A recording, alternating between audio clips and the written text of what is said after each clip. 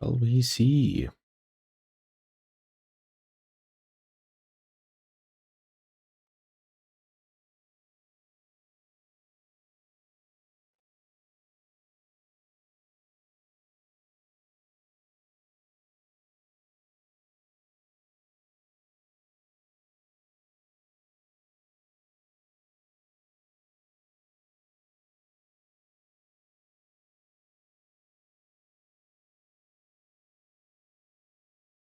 There we go.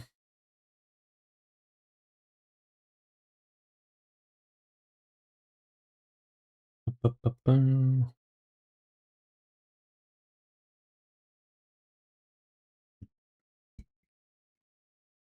me also find some music.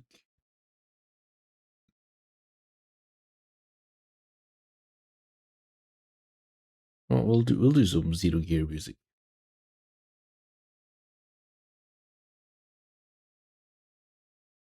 Hello, Leo buddy.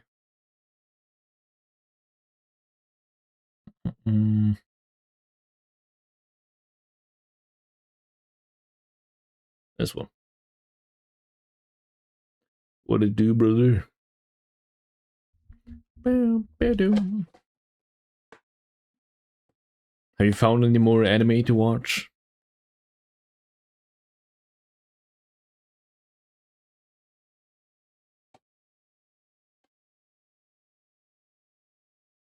I finished Kekai-Sensen Season 2. Ooh, nice. And Bocce the Rock. Cool, cool. I have not watched Bocce the Rock.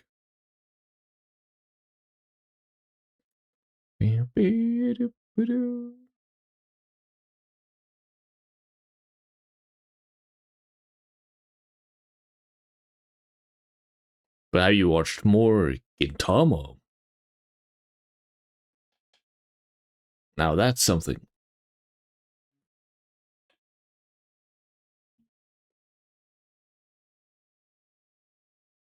Red Bull gir deg vinger. Hello, Redbus. Ads are so annoying, they are. Not really. It's so long. Yeah, that's why you do it very slowly, but surely. I started in 2019 and I'm still just a little over halfway. That's 7 years. I'm doing it really, really slowly. Slower than I am. 1 million crows. Eat this man. Ah! No. Please don't eat me. That would kill me. What am I supposed to do then?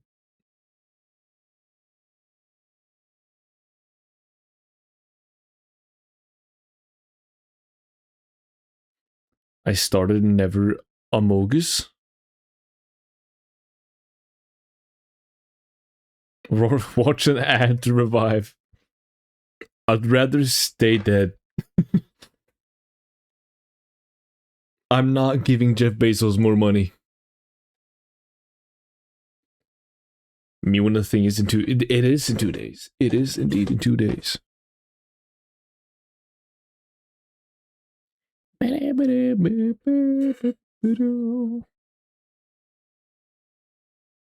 Hope y'all are super duper goober ready.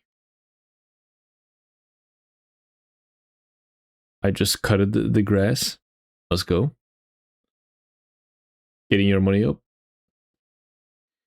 Jeffrey hit me in the ads. Ooh. Hello, William. I'm gonna break into Lil Buddy house at about 12 that day. Hey, nice. Yes, please break into his house. And then commit arson and then leave. I know it was you. What happened a couple of weeks back? Yippee? I think that's a bad time, yippee. That was fully intentional. Oh. I know what you did. I said before you said that. No. You have no proof? Dude, I was watching. I'm so jealous of your Soul Eater art encore. Once you get further into the series, you should understand. I'm not even finished with it, and still I'm having a blast just looking through it. Anyways, dude, I downloaded the PDF file, and I've like just scrolled through to see, and there's so like I knew about the fact that like, oh yeah, it's detailed, but holy shit. The text is so small. It's so much. I did tell you so. Yeah, you did. You did. But still, goddamn. Goddamn. You know, I think, you know, this will, to be honest, be like the last stream that I can do. I may in August have like a stream or two potentially. But tomorrow I'm busy. Friday I'm leaving for a trip, and then yeah, it'll just all go only one. So this stream, at least, I think my plan will be to read the essential stuff, or you know, I you know, everything's essential, but like the most interesting stuff, and then I'll maybe look at the tinier details later. I saw one of them just talking about it, like, oh yeah, this city is in that elevation. This little house is 300 meters above ocean levels. Like I don't need that info. You know, I can skip that. But I did find it funny seeing the graph. You don't want to know how much the Zohar weighs? I do need that part. Let's see. If I was gonna do something like that, why would I do it only a few houses down? Purpose, I know what you are. Feel sweet, man. Manga is different from the anime, I think too. Oh yeah, the manga in general is different. I just got my streaks. I'm gonna go bye bye. Bye bye, Platypus.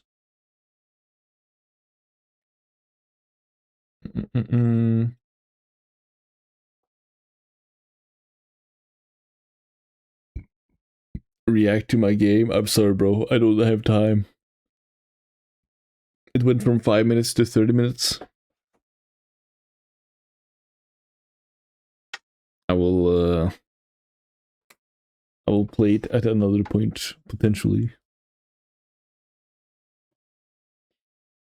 Yeah, manga is different anime. I think the very start is like there's small details I've heard.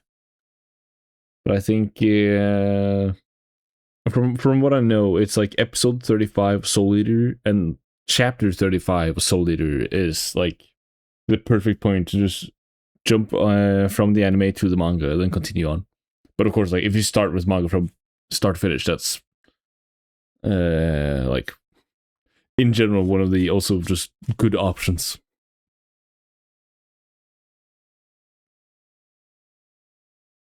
Holy moly, Line Gaming 35 streak. Yo. Fake streamer. Actually, I'm real and alive.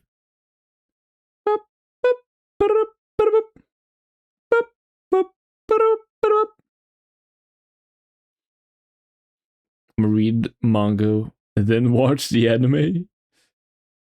Dude, wait, when you get past episode 35, you're just gonna be so disappointed. Apparently, is I don't actually know. I have not watched all of it yet. But from what I'm hearing, did you listen to the orchestrated Xenosaurus soundtrack? Not yet, no. Should that also be an entire stream on its own? Should I do that in August?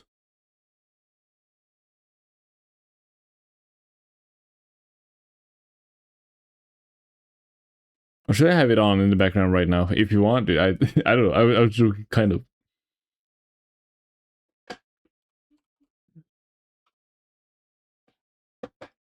It was just the fact that last time you mentioned that, oh yeah, art book stream, and then yeah, Flying did that. But I do also remember he had a whole orchestra stream.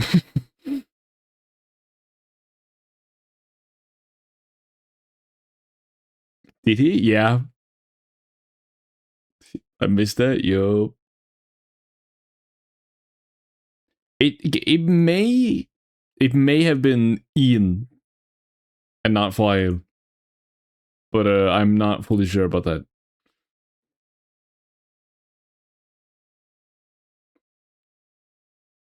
I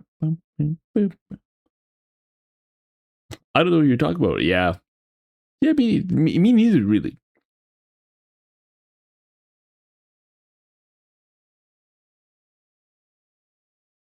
Starbucks employees have no name. For real. We're gonna talk about Starbucks. I'm not a fan of Starbucks. No, last Xenosaurus stream now, dude. Every stream from now on will forever be a Xenosaurus. Dude, actually, you guys need to get on Xenogears right now, because whenever next year when I come back and I get to play Xenoblade Genesis, you best believe I'm gonna be like, oh, that's this from Xenoblade Genesis or from Xenogears. That is. I'm gonna reference back so much. Don't read those words. I get to. I get. To, I get to be Xenoblade Genesis. Chills. I get to play. Chills indeed. Same to you about Saga. True. True. I don't care about Gears anymore. Wrong. You do. Hee.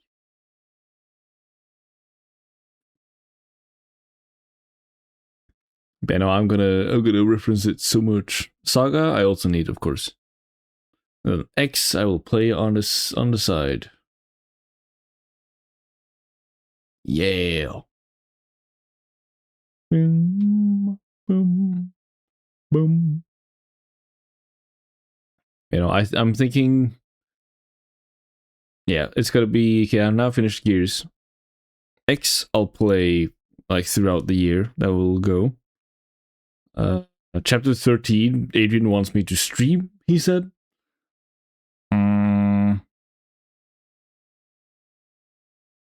Then it's Genesis, because that's probably released by then. And then later I'll go get to Saga. So in 2029, probably. I don't know.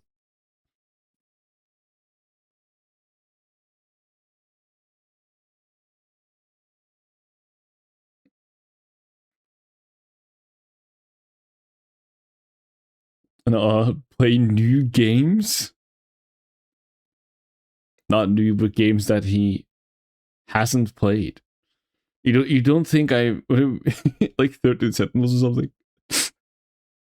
I would rather play Few Game Minutes. Real. So incredibly real.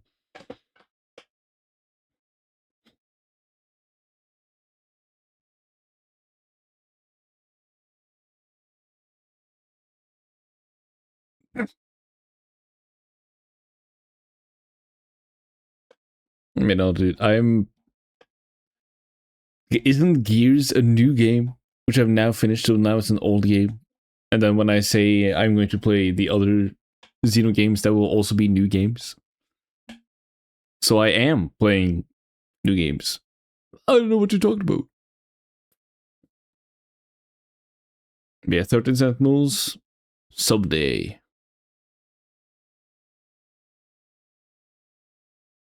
Is that a stream game? I got a slight feeling it maybe isn't, but I actually do not know anything. I have no clue. Yeah? Okay, I'm misunderstanding.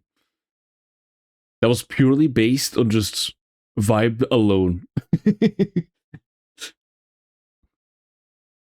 I've completely missed the mark. Gut feeling is off.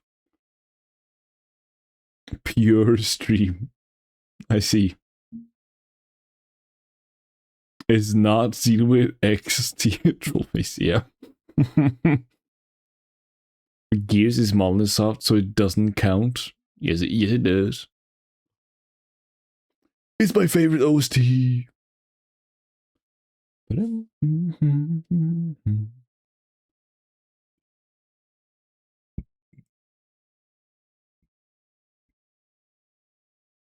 I've had this song on repeat so incredibly much.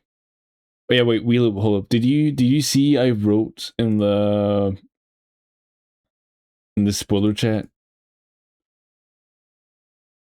the fact that I I listened to the ending theme again at work, and I teared up. I almost cried, bro. Delayed emotional hit for real. I told you it would happen.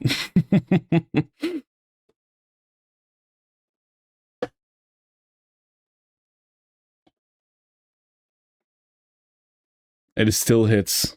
It still hits, bro. Maybe not tearing up every single time, but goosebumps a lot. It's just so beautiful. I gotta rewatch the ending cutscenes again. I actually have not done that. Just like get it even more.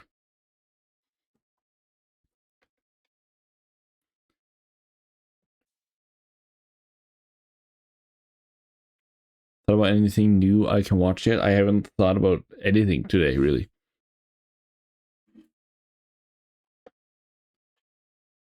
I thought, or actually, I did think about like a billion different things I gotta do, and I was like, I'm doing nothing because I can't, or I can't do those things right now. And I'm like, wait, shoot, I wasted hours which I could have spent streaming. And so I'm putting everything to the side, and now I started streaming, and now I have one train of thought, and I am functioning. I still got a billion things to do, but that can be done later potentially. Unthink, mad, yeah, I feel like that sometimes.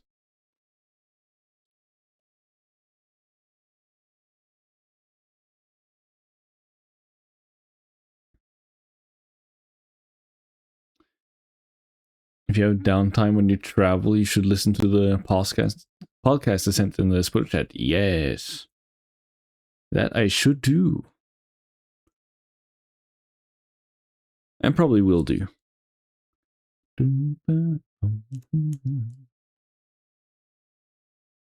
I'll make sure he doesn't have downtime. That is also another thing. We Bro thinks he will have downtime. I do not have much downtime. I guess. I'll find it here and there. Maybe not this weekend. You guys are traveling together? Yes, actually. Peak, yup.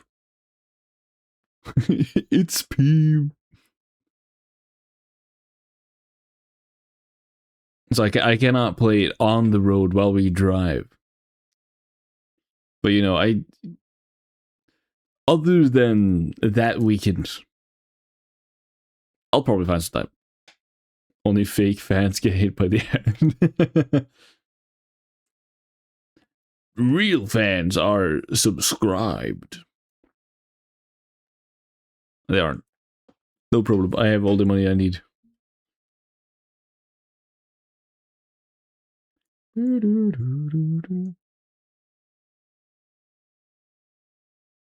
All right. I am going to start reading this very soon. Hold up.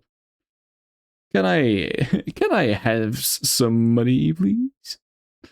Since you have all the money you need. No, you see, I have all the money I need, but I don't have all the money that you need as well. That's more. I don't have more than I need. I have all that I need. You see? Yeah. Big difference. Big difference. Sorry.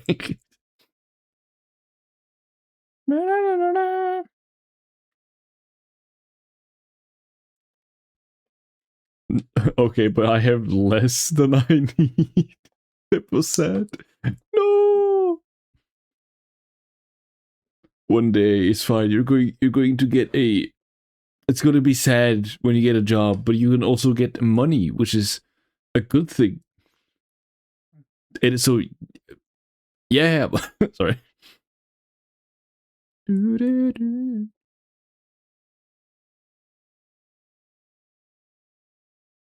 I called a recruitment agency and they didn't pick up. Is it that bad?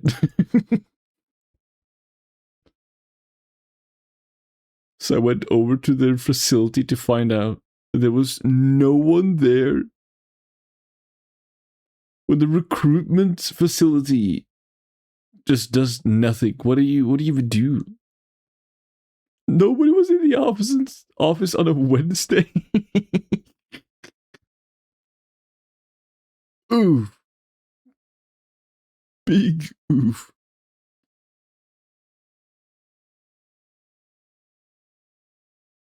I need more money. Please subscribe to my Twitch channel that I stream on never. Yeah, I'll do that. You'll then get 20 kroner, which you can use on Chalky Milk. It also explained why they didn't pick. Yeah, it makes sense. Everybody on summer vacation.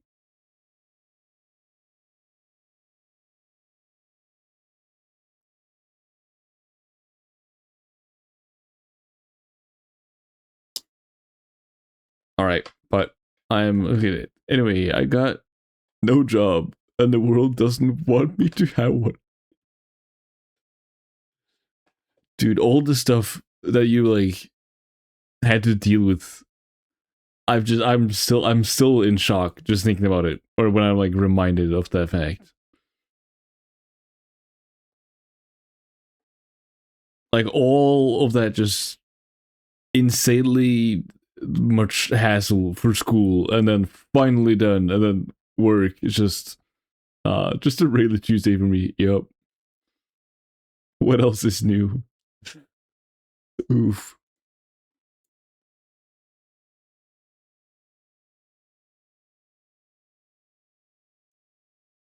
Someday it will work out. One day.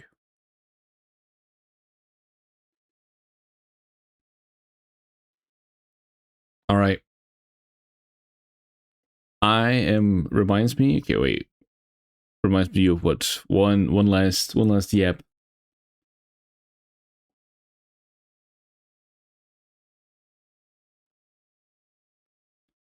I didn't get into the school. You you already know that you didn't get into the one school you wanted to?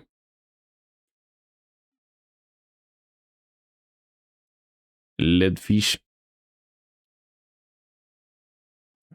Do you know which one you did get into? The second or third choice?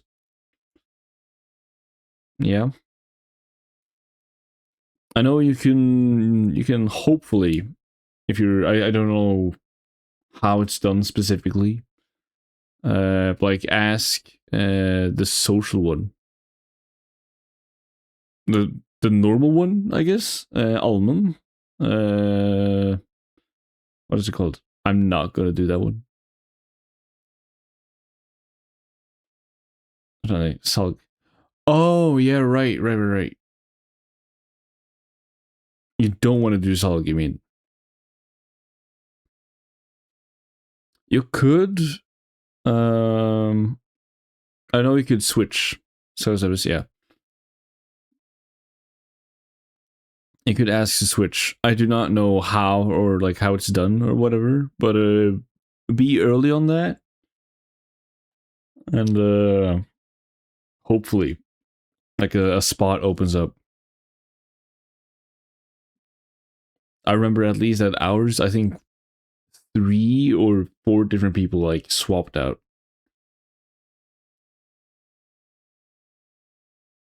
So get that going, and then hopefully.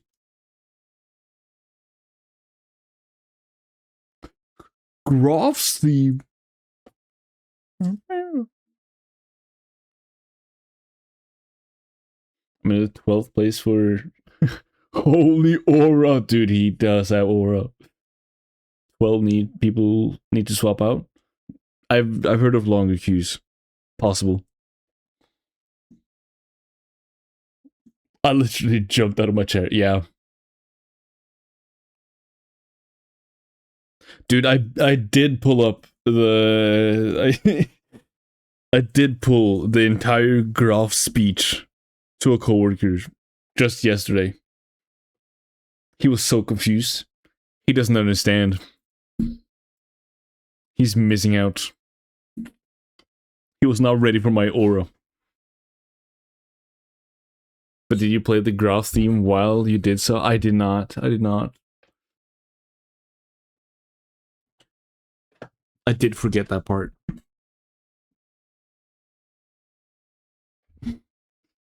OG, please be that coworker.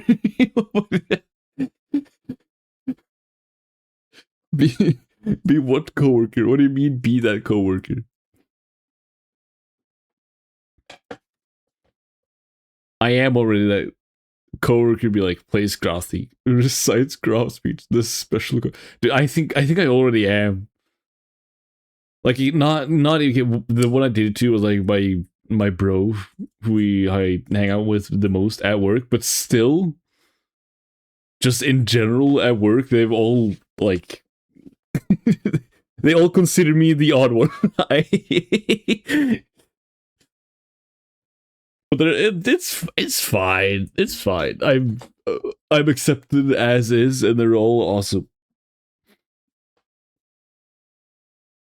But it is sometimes I say something, and I just I see everyone else be like, what's wrong with you? I'm like I'm just what do you what isn't this normal? What do you mean? This is completely normal. Like, no, seek help, please. Explodes.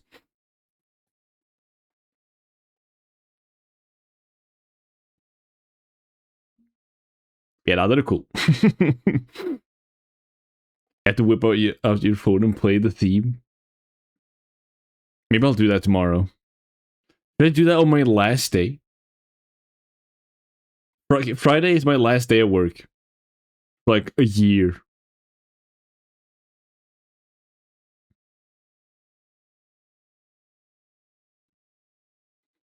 Maybe I should. Maybe I should do it on Friday.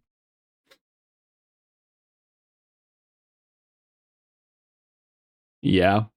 Okay, I will.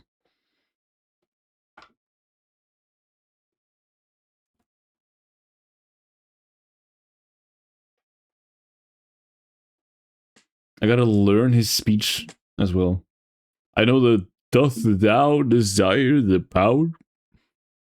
But he also has the with my right hand, or right divine hand of I don't know, of God. I don't know what he says. And I giveth you something.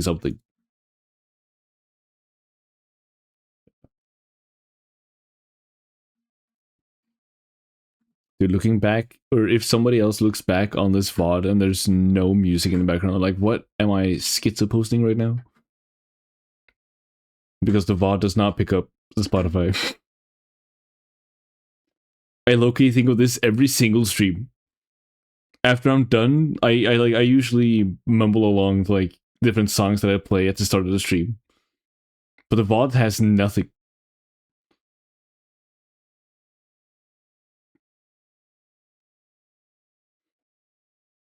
Anyway, what was this stream about? I was just about to get on to reading the art book.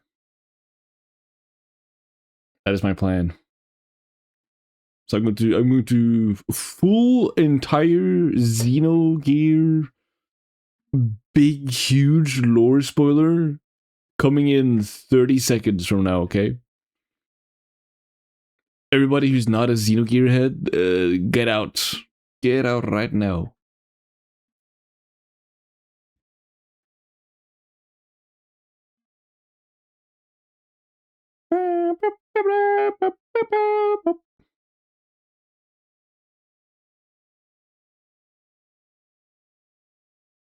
What should I watch? I finished Samurai Champloo. Morgan Tama right now.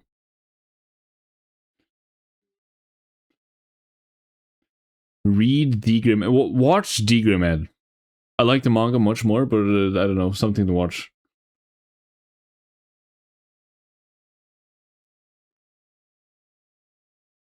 I got nothing to recommend to you, Liberty. Yeah. All right.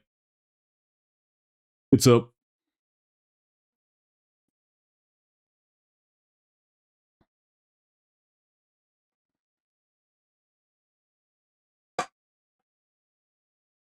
You start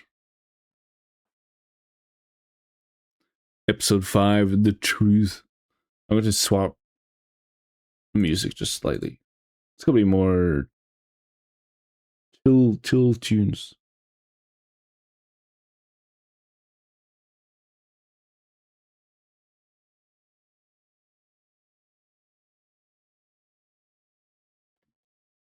I gotta also, so you can see it. Oh wait, no, you can't. Oh shoot. Okay, bro, bye. Bye.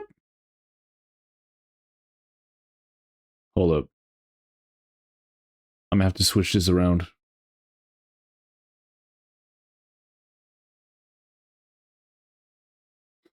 I gotta switch which screens have what.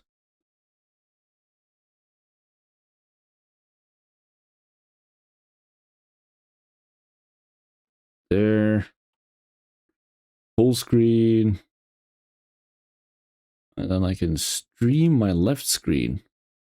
There, that's more correct.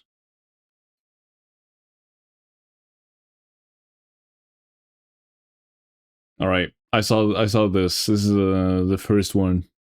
Here we go. Yup. Or let's see. Episode 1, 2, 3, 4, 5, or 5, 6. 15,000 years ago. The Laris War. Wait, so I'm just like I probably gotta read more, but probably 500 years before any others were born. Cool. Okay. I don't know why, but I thought maybe in Time to Read Xenoblade Genesis spoilers real. Okay, I did guess the fact that or not the fact. It was like a 50-50 for me. The fact that some of these for me could make sense. Like Zeboim being its own game. Maybe the beginning was its own game. Maybe all of them. But I also maybe thought like in how do I say it? I feel Xenoblade is slightly less connected. This is a very linear path. I remember where's the split in galaxies and they go side by side. Sorry, I'm joking. Let me see.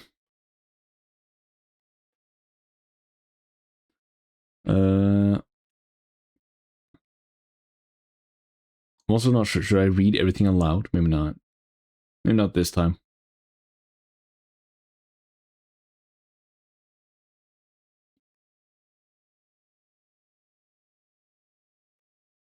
With an infinite flow of history. Actually, I will. You know what? Practice for myself, actually. If I'm going to play more RPGs, I'll read aloud. Maybe when I cannot decide. The time scale involved is more or less 15,000 years. The story is told through 6 large episodes, and this book will closely examine episode 5 in order to guess at its ending. But in order to guess at its ending? This is only practice you need if you play all RPGs, though. Yeah. In general. But it's also just like nice to read aloud.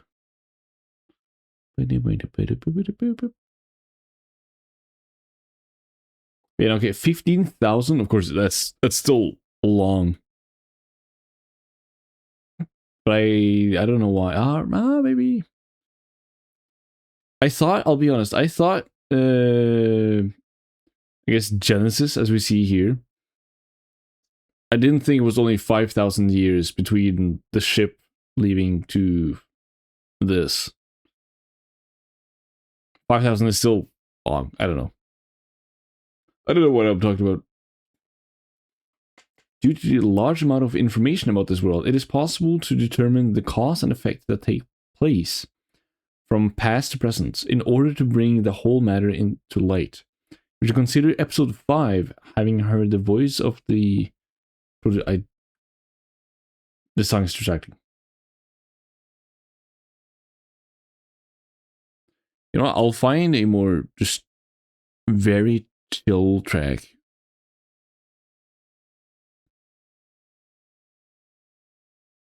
Do I have OST I can just have running in the background without thinking?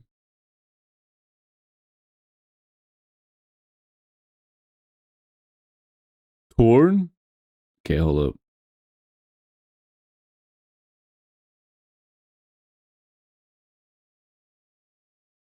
I also do not know how loud it is in your... I'm turning it down on mine. But up in general, so you hear it more. This is perfect. Perfect works music. All right. Is that at a good volume?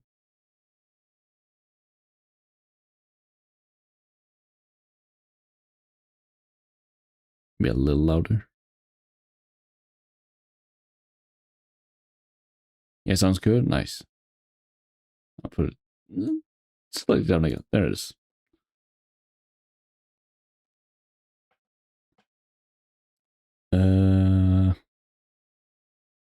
Due to the large amount of information about this world, it is possible to determine the cause and effect that take place from the past to the present. In order to bring the whole matter to light, we shall consider episode 5, having heard the voice of the producer, I guess, you know, Takashi, the facts that were not revealed in the story will be known, and the world's entirety will be understood. At the time, Xenogears touched their hearts, and its truth is reflected as a light from a mirror. Episode 1, 15,000 years ago. Era of interplanetary war. 15,000 years before the story, humankind set out from Earth. They set out from Earth and discovered a hospitable planet in the Archer constellation M24. Is this an actual thing? It became known hereafter as Neo Jerusalem. Of course, they got more biblical stuff in here. And once again, humans headed for the abyss of space. As a result, humanity enlarged the circle of living things to encompass almost the entire galaxy, approximately 10,000 years ago. At the same time, the interplanetary war, which had broken out, intensified. The universe became the stage for the devastation caused by the winds of war. The Dare system, which appears in the story, was developed in this era, but besides this phenomenon, this episode remained shrouded in mystery. I have a slight feeling that episode 1 could have maybe like even be, or this is just like very, oh yeah, humanity has, okay, it's just a synopsis of this time. They could have developed this into even more games if they really wanted to.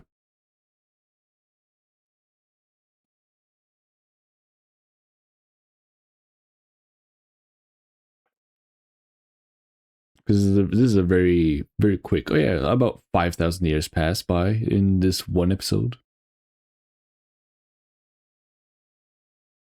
Yeah, so the Dares system was developed. Time of Genesis, episode 2. Sentient life forms began to increase at this time in the world of Fae and the others. Oh yeah, okay, this is when they already were on the planet. Cain became the human's progenitor and was revered as the divine emperor. Abel, a survivor of the Eldritch Fall. I knew it. Eldritch Fall to Earth opposed the religion of Cain. Both he and Ellie began to grope for a new way of life. This is the background for episode 2 as the story advances. At that time, it was thought that Cain's own mission was to bring about the resurrection of Deus, and that he did not seek humanity's freedom. The main point of the story. Yeah, okay. So it's basically, I guess, what the Gazelle said, right? They were constructed or like made to resurrect Deus, but Cain switches up later. But at this point, he's there. Sorry, it's still insane. Or of course, like some of this is more normal, but the specifically of Cain being the evil one here, and then like him killing Ellie and probably Abel back in this time, that just being a single cutscene is insane to think about. It's a 5-second clip. Zeboian Culture, episode 3. The stage for episode 3 is close to that of the real world. It was a time of an advanced scientific culture. The level of human intelligence had attained its peak, but due to genetic damage, those unable to reproduce began to increase. Using nanotechnology, Kim, Abel's reincarnated form, worked towards finding a way to overcome this, but Miang's plot resulted in his complete failure. Emeralda was born during this, or in this era, and nanotechnology was revived by one of the 3 sages of Shevat, Tara. Wait, Tara is from all the way back then? I thought it was only 500 years now old, not 40,000. But then it does make sense why Tara, or he's just revived. Maybe not. Maybe not.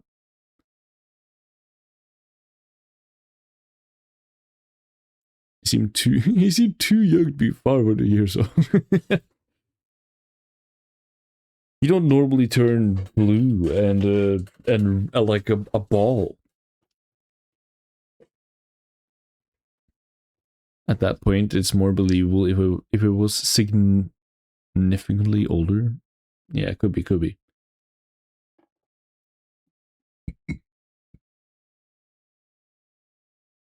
Also, okay, I know not the same, but I'm just thinking of this.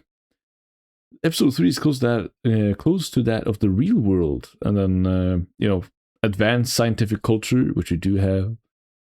Human intelligence is like had attained its peak, but due to genetic damage, I'm not the same. I was thinking of like all the microplastic we're getting in our bodies and our brains, and just yeah, it's so it's not essentially genetic damage, but it's also like yeah, it's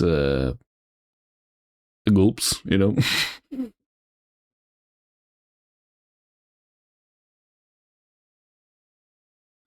Episode 4, Solaris War. Approximately 500 years before Fane and the others were born, the continent of Ignis was the stage of Episode 4. At about that time, Kain and the Ministry judged humanity to be the last stage of evolution, and Solaris was founded. This was done to establish direct control of the surface. But the humans of this era had evolved the ability to use ether, and the surface war against Solaris reached an extreme. For long, this great war of 500 years, 500 years ago, is a slight odd translation. Of 500 years, as it lasted that long, or 500 years ago, came to an end. And in what came to be known as the Day of Collapse.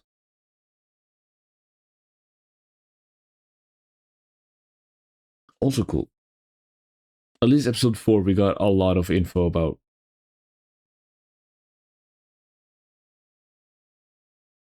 The resurrection of Deus having been held back until the year 9999 on the dot. The story's hero, Faye, lives in the frontier village of Lahan. Little is known of Faye's origin and or why he lived in the village, but 3 years ago, he was carried to the house of Lahan, or to the house of the Lahan village chief Lee by a masked man. At the time, Faye's mind and body had both been greatly damaged, and until now, he had lost nearly his entire memory. Then came the event of the attack of Lahan. This event becomes the trigger which will set Faye on the path of fate. And episode 6. Well, the time directly after 5 is pivotal. At this point in time, it remains a completely undeveloped episode. It is only known to be the terminal point of Xenogears' world, and from now on, the revealing of information is held is held back. Okay, to be the terminal point. I'll actually just real quick. Terminal point. Definition. Just like so I get 100%.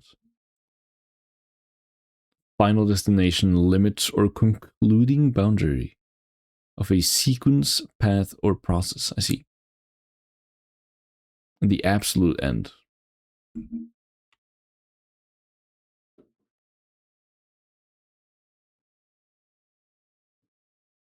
Dude, what could you even add after episode 5? I'm looking through all of these. I think, of course, episode 1 could probably even be more episodes. 2 I can see as like a whole entire game. 3 I'm a little less unsure. Like this is or it could be maybe more. 5 even shorter. Or 5, I mean 4. 5 of course is just insane. But how do you continue from here? Episode 6. Yup. Alright, interesting. Director Tetsuya Takahashi's comments. The world of Xenogears is divided into 3 large parts containing the episodes. The first part takes place about 5,000 years after our time, with the vast universe as its stage. The second part is the game. Wait, hold on. The first part takes place about 500 years after our time? Oh, okay, wait, oh no, like he means like us right now. So yeah, okay. The episode 1, which is 15,000 years back, is still 5,000 years from now. All right, sorry, now I get it. With the vast universe as its stage. The second part is the game, the story of Faye and the others' world. Third part tells what comes after. What does come after, Takahashi, please? Within that, the 4 episodes must once again be looked at in detail in order to understand from the beginning.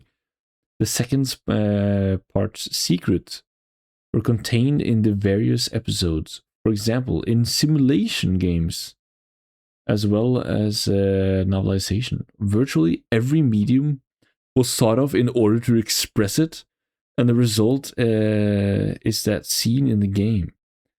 The meaning of the game Xenogears must be understood from the whole, as episodes 4 and 5 are but parts of the whole, while the stories of episodes 2 and 3 must be pieced together from fragments. True. Now, the still unveiled episodes 1 and 6 weigh on the mind. And it was thought that certainly, by all means, it should appear in print. The transitions from fragmentary stories to finished product shall come out gradually.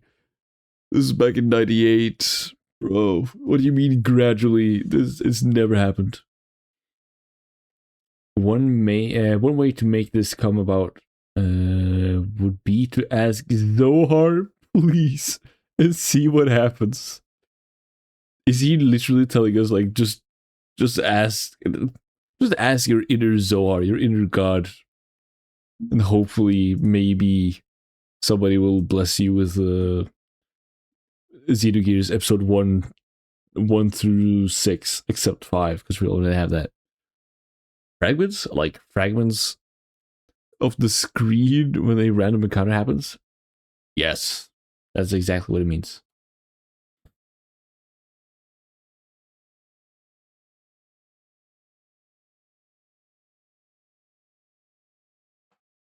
Contents. Truth of episode 5. History. Social structure, character, drama, gallery. There's so much.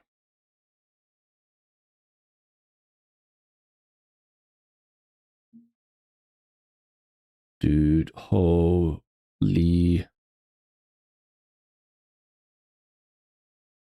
This is way before. That's the Eldridge. I'm just going through real quick. It's Zohar, Honor Relic. You know, dude, I definitely gotta read this. I can't skip anything.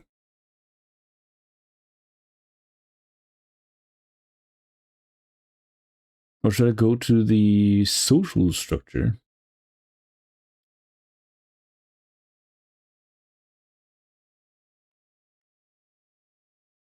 Like, I want to jump to the characters and read about the characters. By guessing it's the lore. It's the lore that is the interesting thing. Alright. Alright. From the birth of Deus to the game's adventure, both the truth and history of Xenogears are explained. The work of Xenogears has a long history of 10,000 years. For example, while the story of Faye and the others' actions only a small part of the story provides the basis for a story that is by no means insignificant. Of course, the view of the world is constructed with only one history in mind.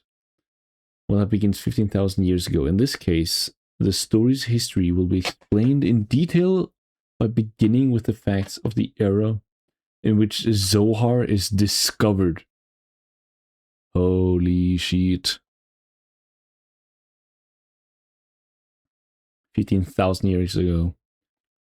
Before humankind set out for the universe, an object was discovered for mankind. If this is also in Africa, I'm going to pog. Let's see. Before mankind set out for the universe, they accidentally found the origin of species. The third millennium time period, the beginning. Year 2001 AD. Humankind excavates an unknown object. 2001? Wait, hold, this has got to be... I've heard people say Takashi took, or not reference, but like inspiration from 2001's A Space Odyssey. This has got to be a reference.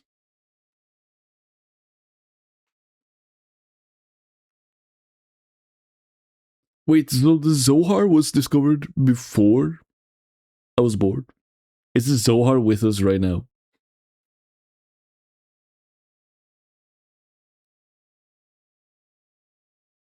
Deliberate? Yeah, gotta be. Panspermia. Cosmologist Fred Hoyle advanced the theory of panspermia, explaining that the origin of the universe is in space. Since then, it has been proven that there are a great number of comets containing organic matter. And one theory proposed that life actually came from space. I mean, Molnisoft is in and of itself a reference to 2001: A Space Odyssey. Yeah. I have not read or watched the movie. I gotta do that at some point. But I have at least heard of, a monolith something.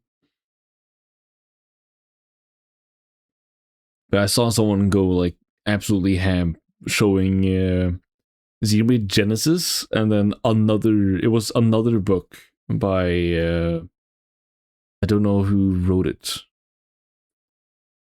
But another book by the same guy who wrote A Space Odyssey. And just like there were a bunch of parallels. Arthur C. Clarke, yes. I read the book and watched the movie after. Nice. Probably Childhood's End. Yes, Childhood's End was it. I read that one too. Nice. They're good, right? I'm guessing.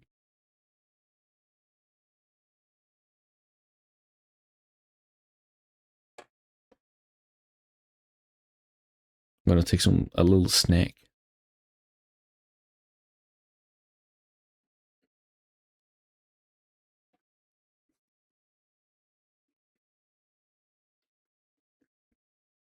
I like Childhood's End more.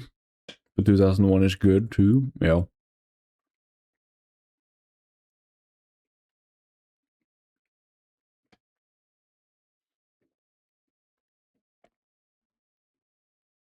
Mm.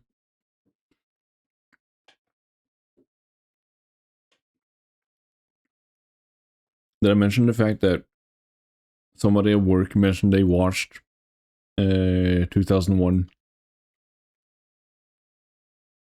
Or they mentioned it at least to me, and just like, oh, it is like it's one of the, one of the greats, and it's so abstract, and like you'll never guess just how much or how much insane stuff happens, etc., etc. I was like, oh, do they like go from monkeys, and then at the end they'll like just be flashing colors and shit? I was like, have you watched the movie? That's what I was told. I had no clue. But I had a very fun time guessing that very specific thing. And then being shocked.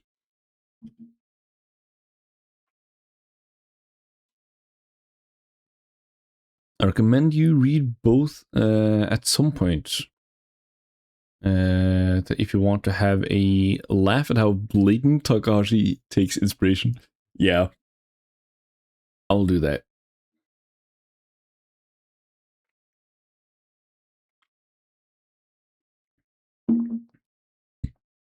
All right. Long ago, there was an era that came to be called historically the last coming of the Messiah. With the words left behind by notorious prophets to end their groundless fears, humankind faced the next 1,000 years as the third millennium began. It was the year 2001 AD. Because an eye-shaped object was discovered in a stratum dating to about 3.9 billion years ago.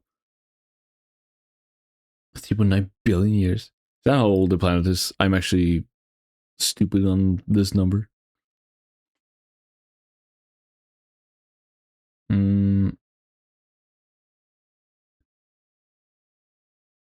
Object mentioned programmer term. Yep.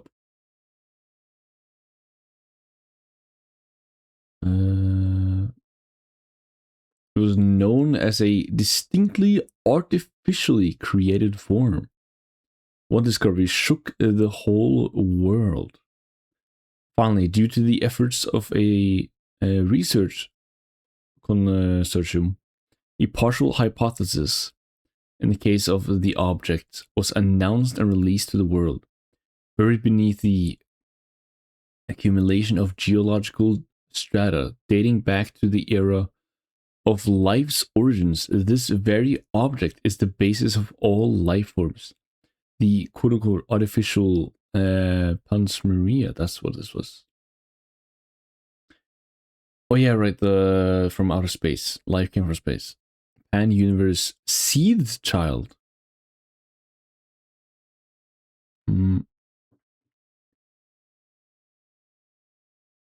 However, in the beginning, the hypothesis took on a greatly romantic meaning. The object interpretation, a jumble of conflicting theories, all springing from disordered. This is some big words. Disordered conjecture. The center of the reasoning world was devastated. However, while their story was vague, a theory based on reliable grounds did not exist. Vin arrived. We don't even have people arrive.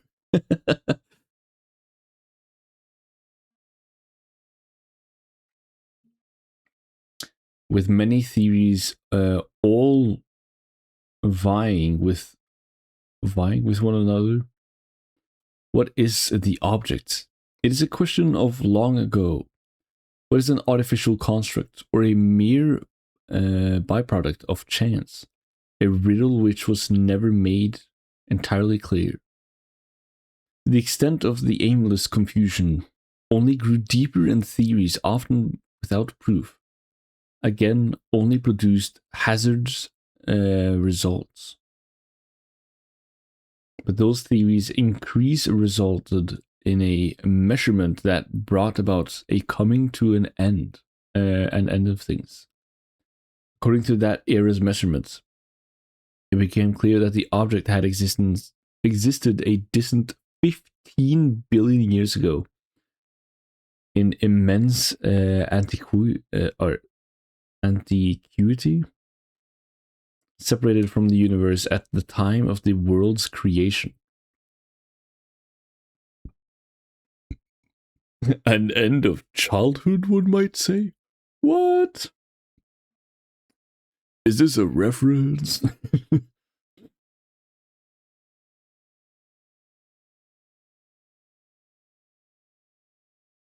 Separated from the universe at the time of the world's creation. The object had. Yeah, so the world is created and the Zohar is like created or split off at the exact same time.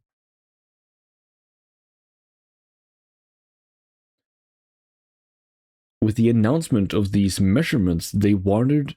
This is like sound familiar? I'm just thinking of the Eye of the Universe. I'll be honest.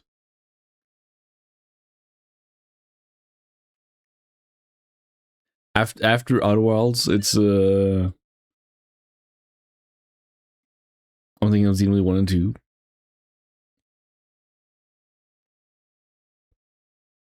Oh, let me think then.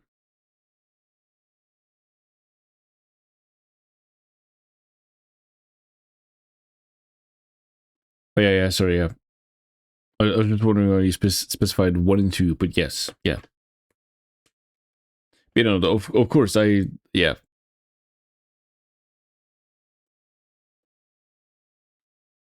I don't know. I thought that was, I guess, so obvious in a sense that I didn't mention it. It's like, ah, yes, the Zohar, aka the conduits.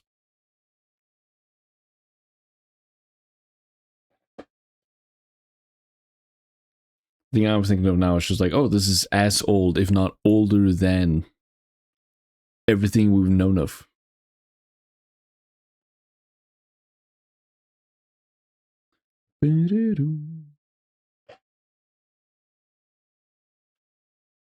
Older than the universe, you say? It sounds like it. Here there, or it says 15 million years ago, but they specifically say it's like according to that era's measurements, 15 million, which means it could be even worse. It would never be older than the universe itself. Clueless. Yeah.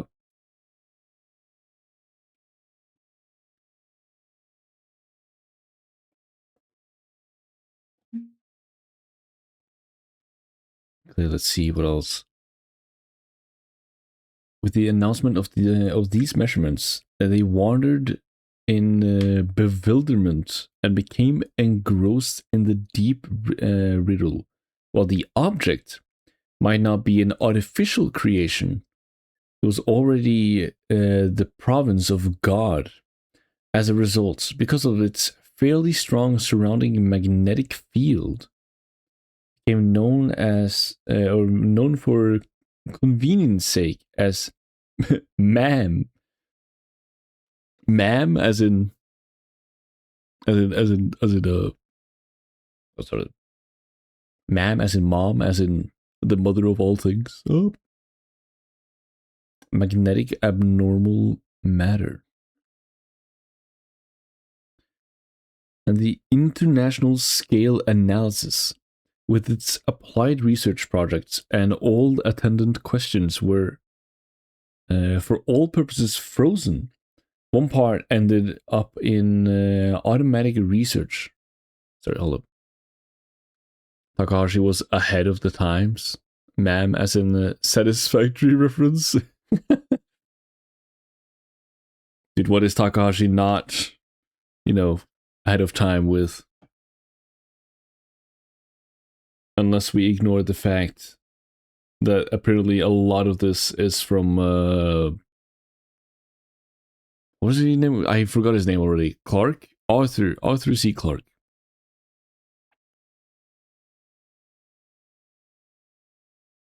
All right.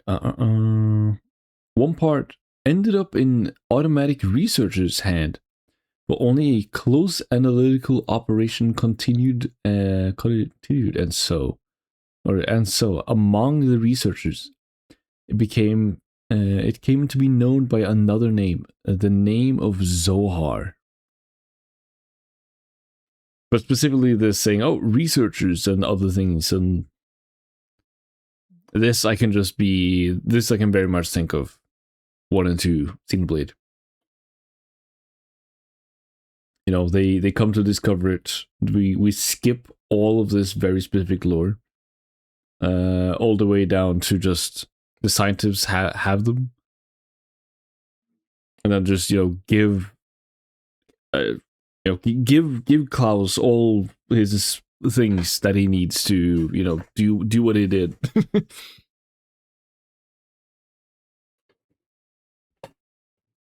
But the origin will be essentially the same.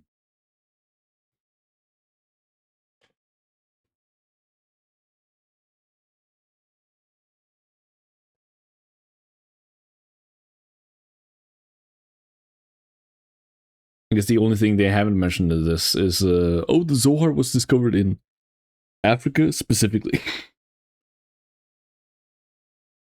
Which I believe they did in the Siren Kit like thing, right?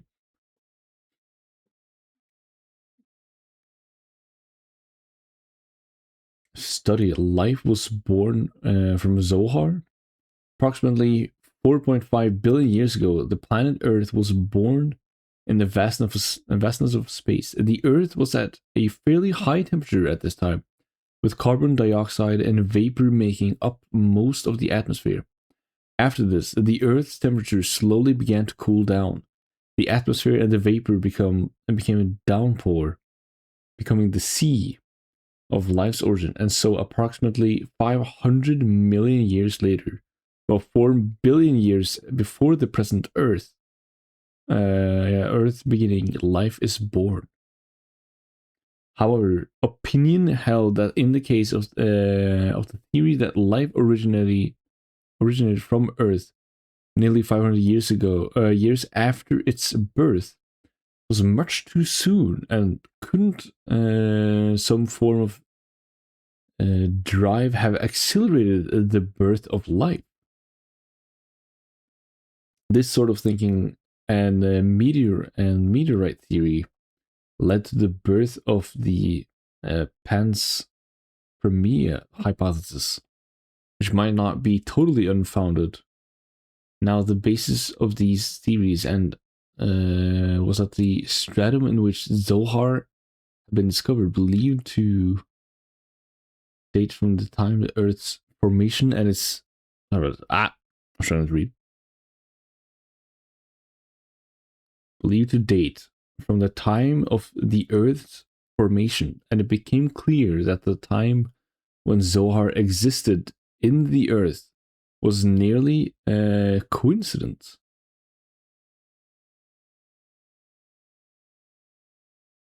Hold up, sorry,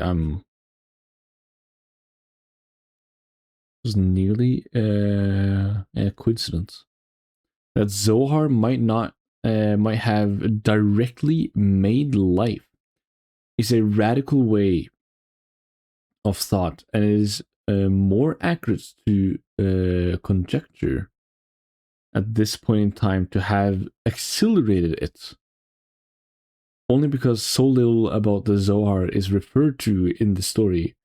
Nothing clearly established has been said. However, the remains of the core of the worldview of Xenogears, as should be expected from the above stated comments. Dude, holy shit. Is there more on the... Nope. Dude, I'm still... I mean, 3 pages down.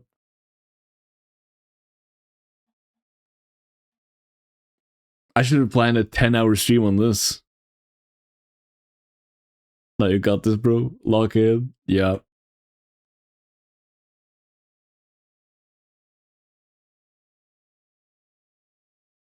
Graph could do it. I did see Graph further down.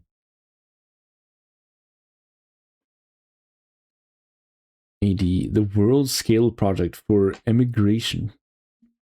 Immigration to space is set in motion. The directorate is established with the aim of completing the emigrant project 15 years later.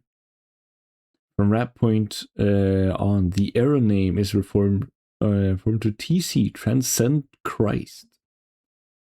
After this, 1 year equals to 365 days, providing the basis for the standard stellar year.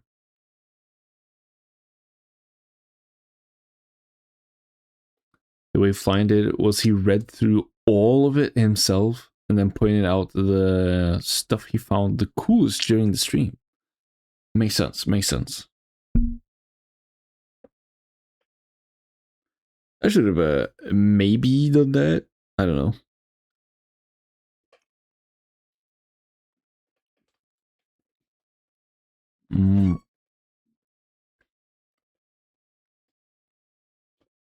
Not that I would have had time to read through all of this, because holy shit. But I will definitely keep reading it.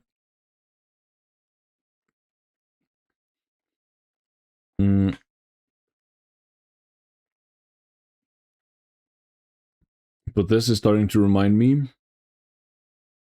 Oh yeah, the world scale project for the emigration to space is set in motion. I haven't even, or I haven't played Saga yet, but I know they have like they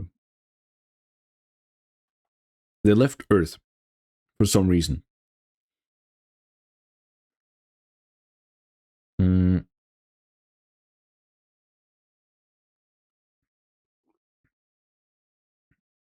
This just sound like that. Nah, they would never leave Earth. Yeah, definitely not. Leaving Earth? No, never heard of it. In my thought out multi-billion year stretch of story.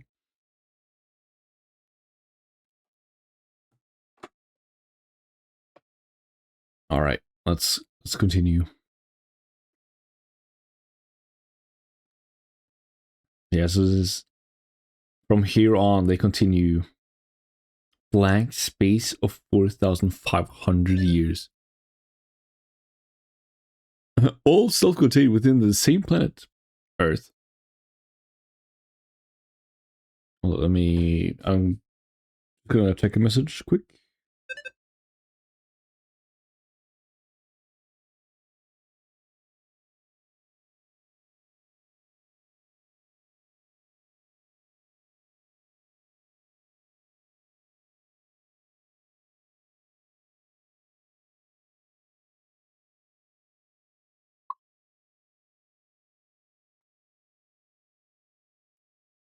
All right. Yeah, so the new year starts from here. 16 years after the Directorate's founding, the earnest wish of the people to spread out to the stars, which they had held for as long as 500 years, at last was fulfilled. And the Earth became their mother. The Earth became their mother as they were freed from gravity's rule. A fleet of emigrant ships was organized and set out for the abyss of space. After that, the Earth became an inviolable. I don't think I've ever heard this word. Inviolable region. A forbidden place. It was called Lost Jerusalem. Wait, isn't Lost Jerusalem also just straight up in Saga? I feel like I've heard of this. No, that's Old Jerusalem. That's what they call it. I've heard some references. I know they have Jesus Christ just straight up in the game. I'm still confused by that. Now that I worry about it, I am worrying about it.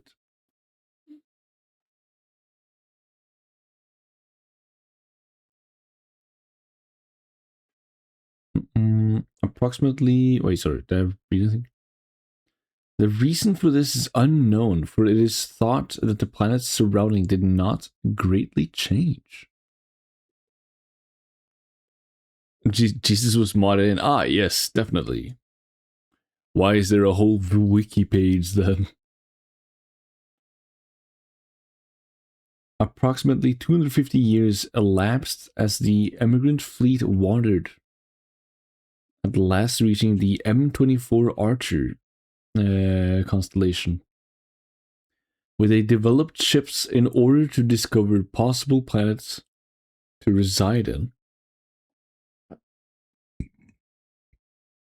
Landfall, the new planet, becomes the promised land and is named Neo Jerusalem. And it was there they began to dwell. Only the next year after, the Star Cluster Federation is inaugurated. Neo Jerusalem becomes the Federation's first prime star. The emigrant governing organization, the Directorate, is unified and reorganized. The first president is elected after Neo Jerusalem is chosen as the chief cardinal point, as once again humankind heads out to the abyss of space. Hold on, okay, wait, so they finally, or they get, after 250 years, they get to where they wanted to go. And then instantly, like, we're continuing on even further. Blank space of 4,500 years.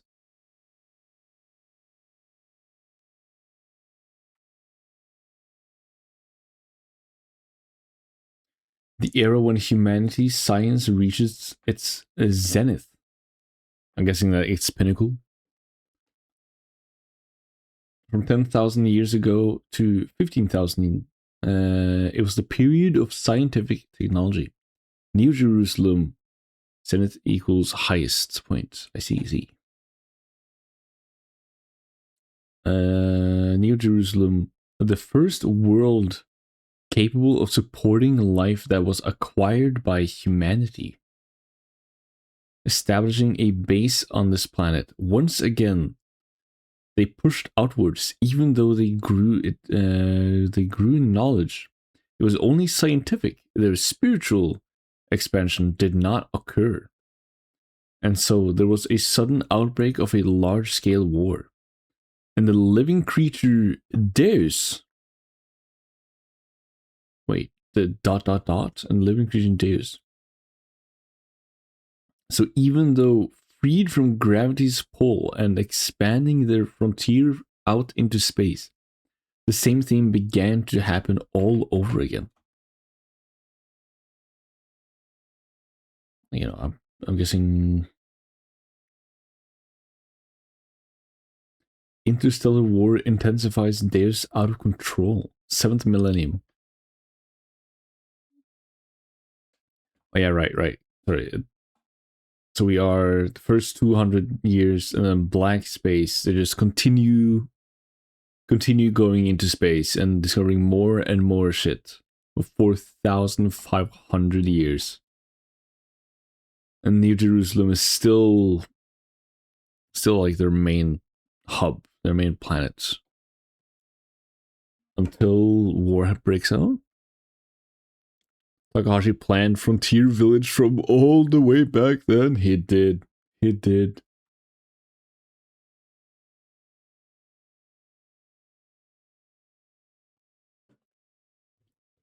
Dude, how did Flyan even pick out what is more interesting than others? What isn't interesting so far?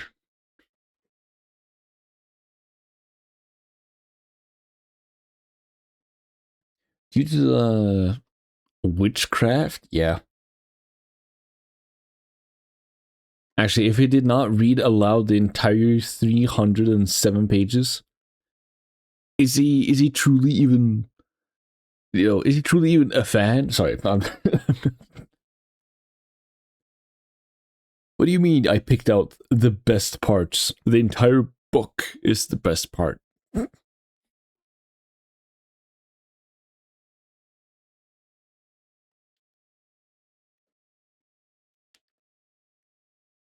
4,743. due to the efforts of the other archaeologists, at last an artifact from the former Lost Jerusalem's time. Ma'am. And Pilgrim Fleet. This is new. As they are called, found it. It is thought in the storeroom of a museum ship that is part of a wandering religious sect's fleet. Wait, so the art or the Zohar from all the way back then is basically lost. They forgot about it. And the Pilgrim Fleet in the storeroom of a museum ship for some sect. Dude, that's holy shit. Imagine discovering God in an object and then you lose it. What the heck? After approximately 5,000 years, analysis of a MAM begins once more. Must have been a rough day, yeah. This also, of course, just from this, I'm imagining the technology they had in our time. They said like, oh, approximately this, or there's some insane things, like nothing which could develop it further. While now they said we reached the zenith, so now they can, and they're starting up once more after 5,000 years of advancement. As a result of MAM analysis, the theory of phenomenon phase shift is born. Phenomenal phase shift. This is when we get the... What did they say in Xenoblade again? A meta-universe manifold type sheet. Just think, Takahashi put all this together in a time where TikTok did not exist yet. Feels okay, man. How did he do it? You mean he wrote all this down without Subway surfers on his on the right hand side? How do you even focus? I cannot even say aloud a sentence without Subway surfers running beside me all the time. And Tung Tung Tung Sahur, Brain Rot, and all the 6-7s, and yeah, you know, how did he not use AI for this? You know, you've got to use AI. You can't possibly be creative without it. In fact, being creative is boring. It takes effort. Can we please get rid of the AI CEOs? Like, ASAP?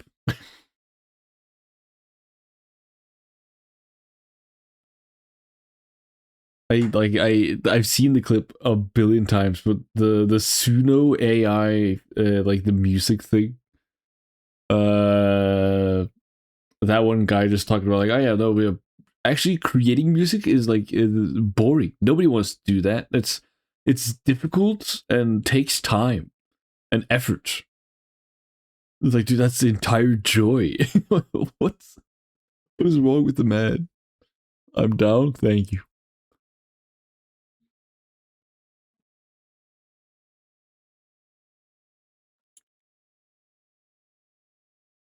I'm so sorry.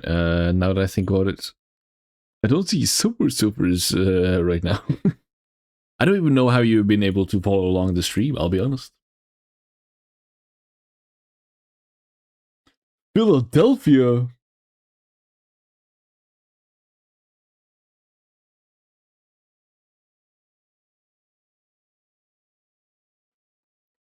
I'm just thinking, what's the place? No, California is, they call it the Radamanthus? Something, but it looks like California? I don't know. No, you see, generative AI is simply democratizing creativity. Yay! I love full democracy and capitalism. When it's about America, I check out. Yeah, I don't know.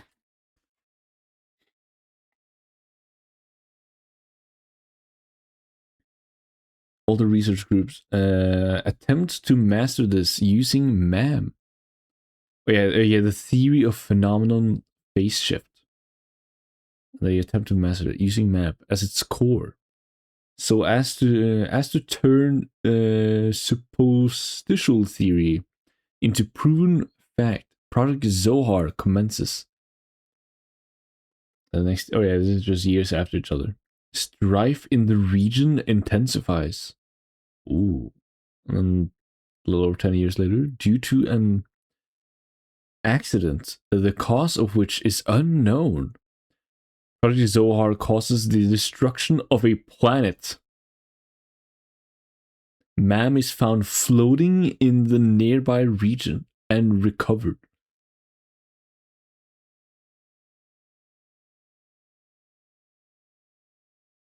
Sorry, I'm like in my head right now. This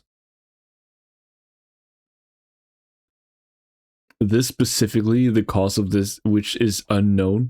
Okay, earlier I was mentioning how the conduit sound has a similar origin as to shoot hold up as to in Xenoblade. But then I thought like, oh yeah, you go on the that's where it diverges, Xenogears continues on this story, and then Xenoblade has a mad scientist Klaus doing his silly little thing. But this would like almost perfectly just like you can just slot in Xenoblade's world here. The accident caused by Klaus to destroy his, or he says universe, but you only see the planets, not really. They also do say like from Earth, which is also not the same. Klaus did not destroy the planet; he reset the universe. Yeah, right. Actually, true, no. Because 2, they're still kind of alive.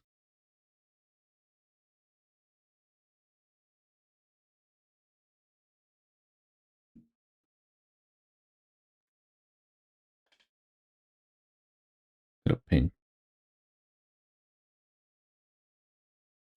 Theorizing.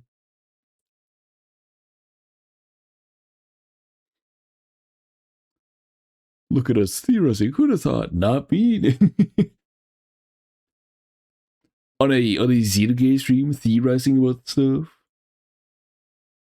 But yeah, okay. I guess not 100%, but still, this is like there's things. I'm liking how many references there are like back and forth.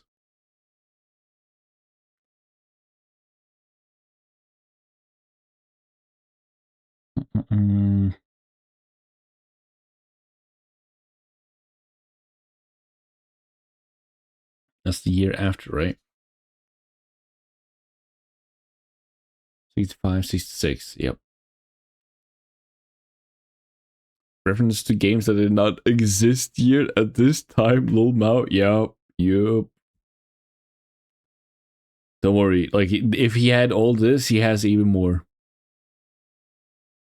Yeah, he probably came out from came out from the womb with this story just like already embedded in him.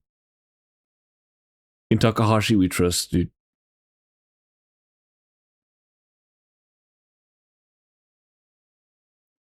He's like it's such a huge story. He just cannot put it into words, and not a movie, and not a like the closest thing is a game. And even then, it's not enough. Yes, he is the messenger of the Zohar. The wave existence once told him to. Yup.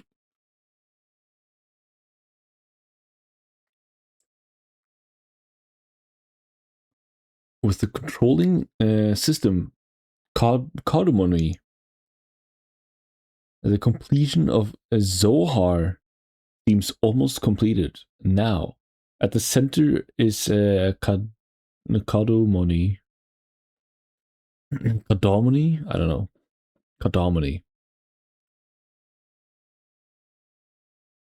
The center is Cardamony that has its central core, the protocol center, Persona, and unlike the inner workings of MAM. Yeah, okay, so the Codemy is the entire thing.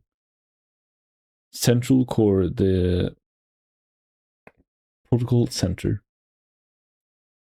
The protocol is like what does things, and inner workings, or like how it actually is powered and functions, is through the MAM. It processes, or its processes are unknown. That same year, interstellar war appears to be reaching its climax. And in the midst of all this system, Deus is completed. Sorry, again, war is at its peak. The beanstalk is being attacked and they ravage the planet. Reference!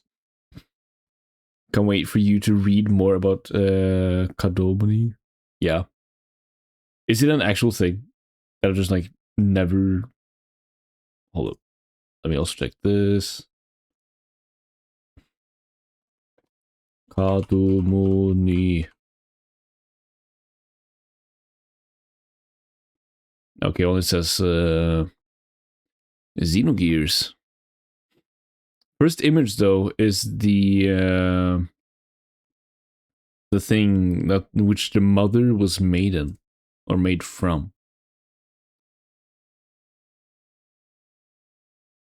It's in Xenogears. It's in Perfect Works. Yep.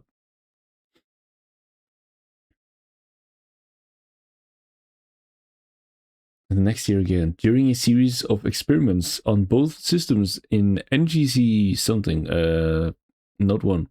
3 months after Zohar is made, there's the main power source.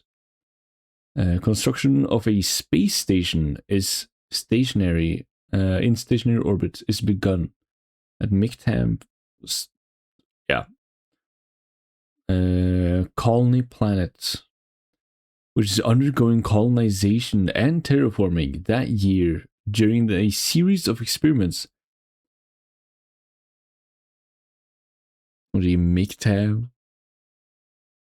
Holy moly, Tucker. Is Mictam something I don't know of?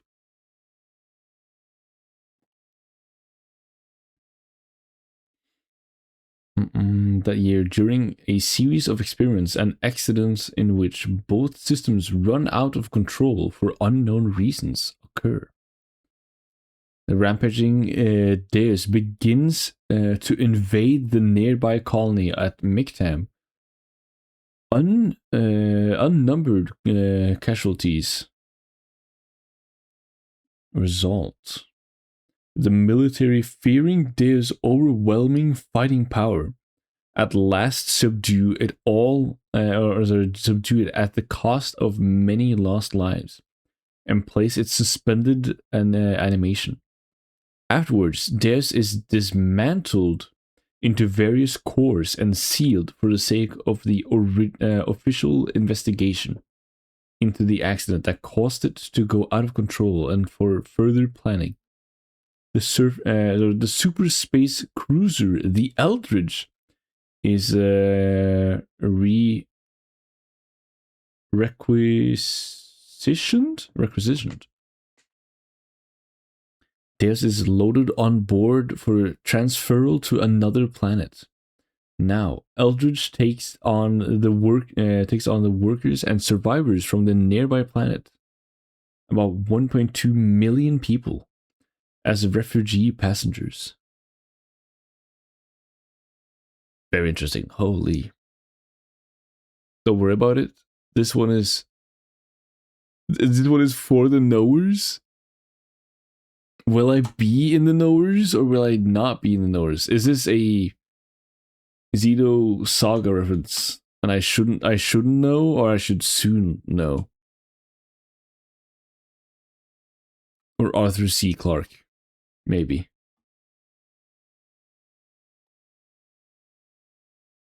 Should not know. Yes, I should not know about it.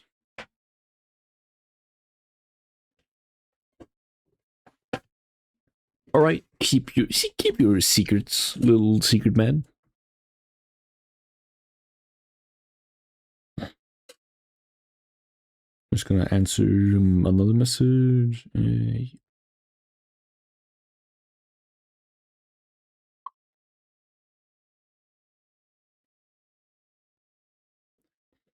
Dude, I will be reading up until like this.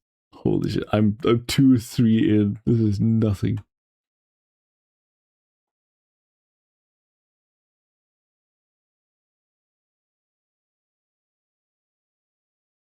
Even in suspended animation, Dares suddenly activates during the transfer. The sealed Zohar separates from Dares. Or separates from Dares, hacks into the Eldritch mainframe artificial intelligence Raziel, and takes over.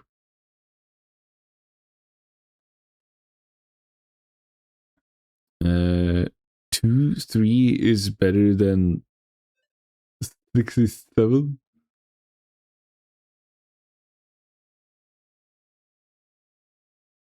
Oh, two or 3 pages rather than 6 or 7 pages.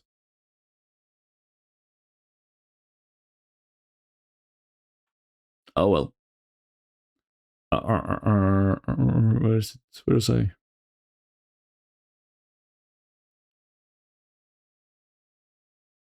Yeah, hacks into the mainframe. The Zohar does, right?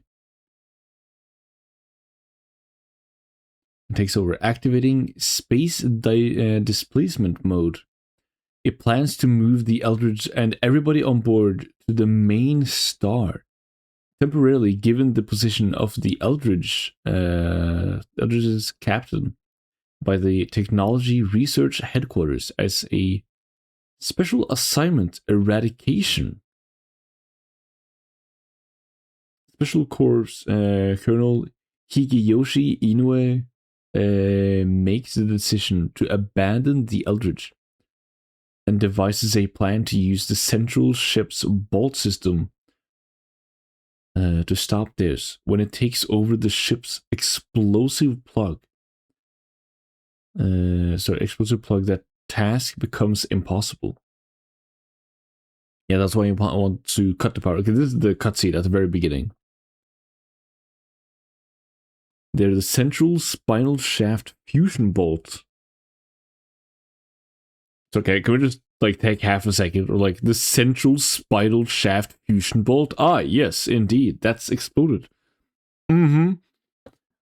What the shit, bro?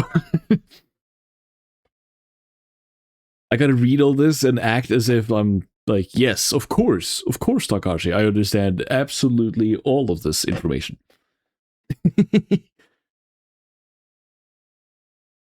Like I'm getting what I need to get, but you've got to take half a second and just like read like, what am I actually reading? What is actually going on?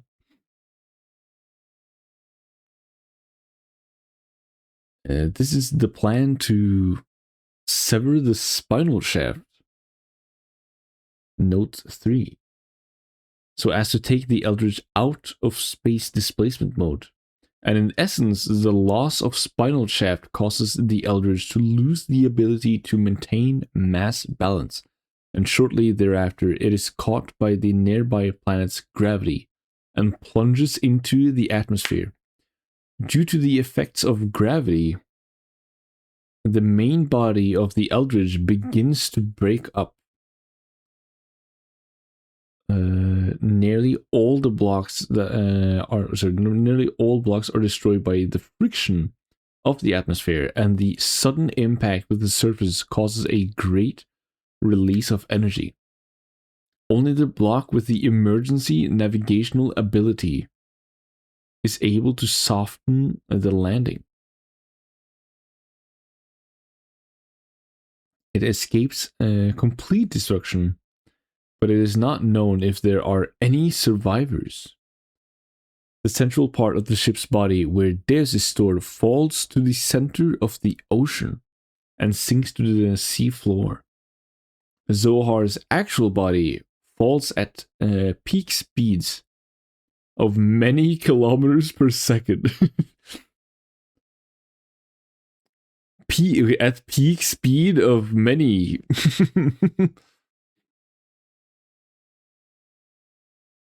Displacement typo spider, literally unreadable. There's a lot of tiny ones I've seen. Immediately after governing system Kadumoni separates itself from Zohar's main body. It achieves a soft landing on the coast of a continent. Gotta be Ignis, right? System Hawa. Even Takahashi got tired of making up a little number. Yeah, he did. It fell at speeds of immeasurable fastness. You couldn't even comprehend it. That's how speedy fast it was.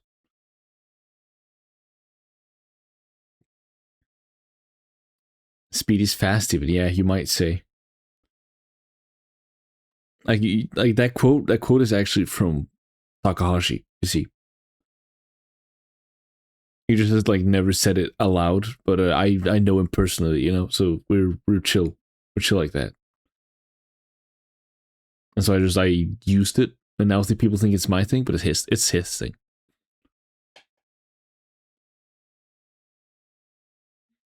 Activate and separates from the protocol.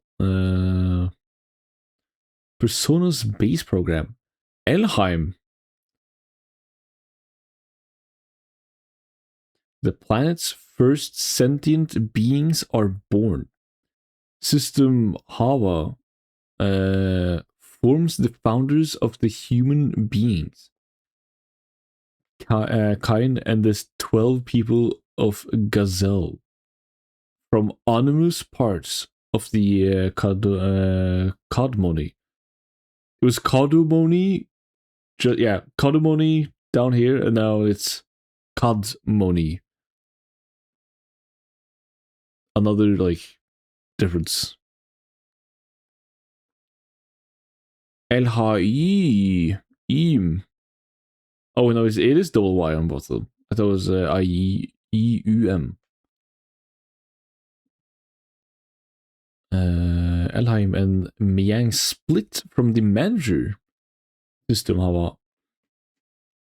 Sorry. Kadumoni is correct. Yeah.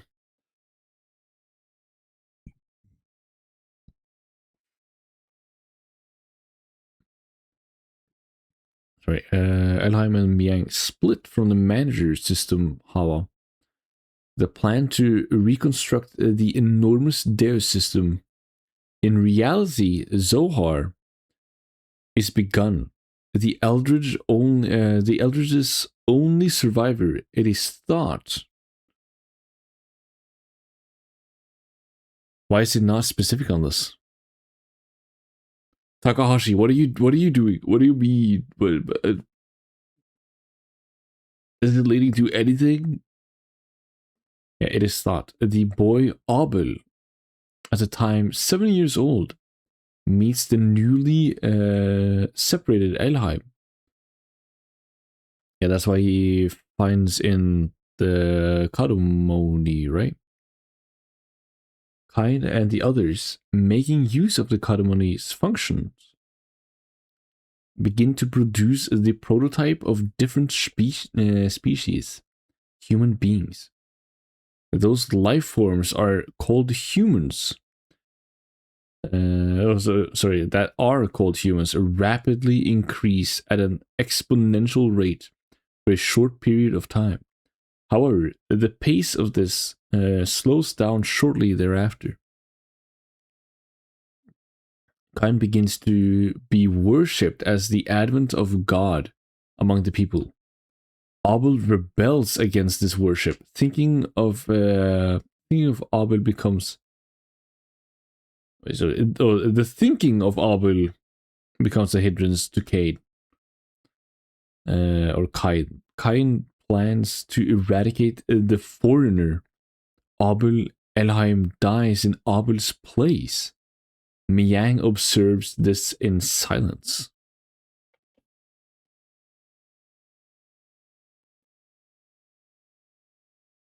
It's very interesting.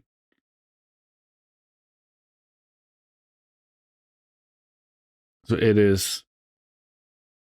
Sorry, I also need to like take time to just take this in.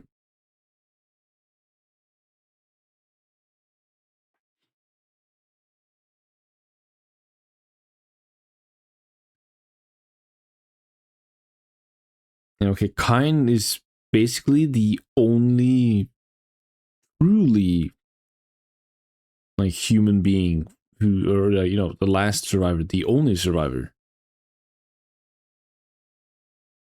Cain was made. Everyone else is made.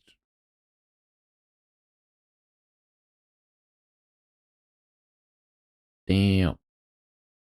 The Eldritch, there is. Look at that sheep.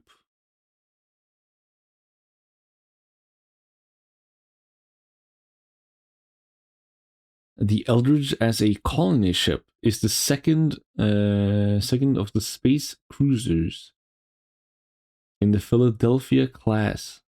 Wait, Philadelphia class, I believe they've talked about.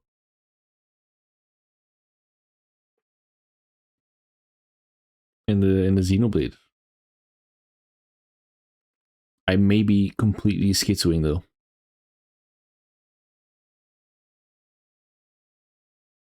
The colony resides in a radio moment. Yeah, I'm thinking of the radio. And the colony resides in the hull of the ship. In the beginning scene, the streets are visible from an opening in the ship's gunwale. The Eldridge is requisitioned by the military on a temporary basis for the transferal of theirs. For this reason, the 8 members of the bridge's crew are military personnel.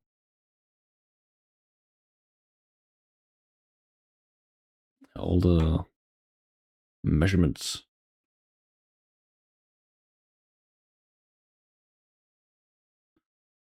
Okay. Well, I'll just...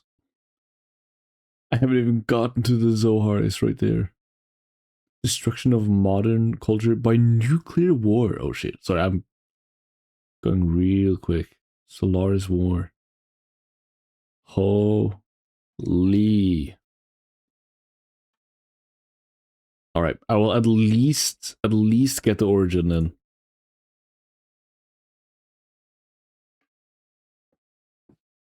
We're starting to get somewhere, which we know of, at least. We have met Cain and Abel.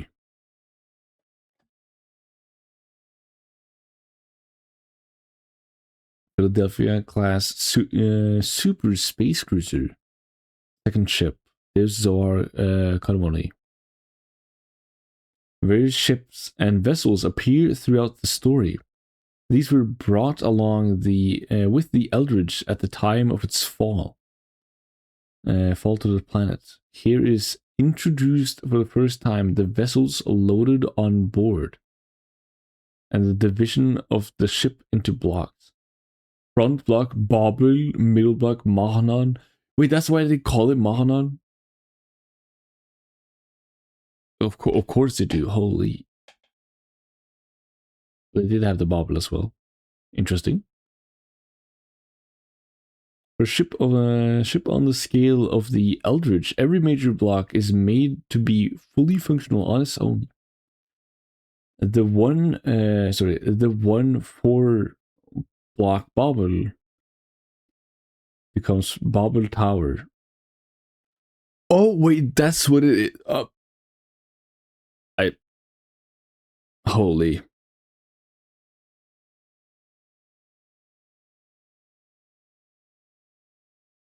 I did not. What? Cinema, yeah. I thought like maybe they were making the bubble tower, you know? But yeah, like the front block is made to be fully functional on its own. Like, and when it, I guess when it crashes, you know, the Mahanan thinks the bubble is on the top, just standing as a tower. Holy shit. Also, in the case of the fort block, it contains a large-scale plant for HLV use. When Shavat was built, this became its central block section. So that mountain in the Genesis trailer, huh? Makes you think. Let me think. Let me think what you think right now. Based on the info we just got.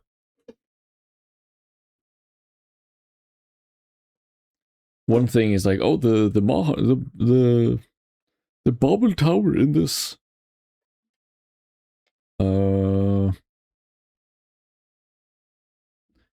but they are in a,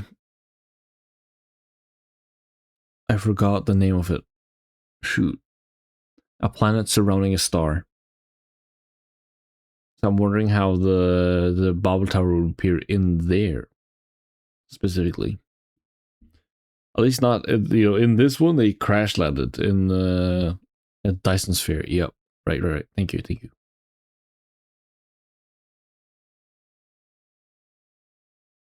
We don't know for sure if it's a Dyson sphere. True. Okay, or it very much seems to be a Dyson sphere. But you know, the main thing is probably how did it end up being the way it is? Because it doesn't necessarily have to be that, oh yeah, this is just how the planet is. Something has like been made. I'll send you a screenshot from the trailer. Go ahead.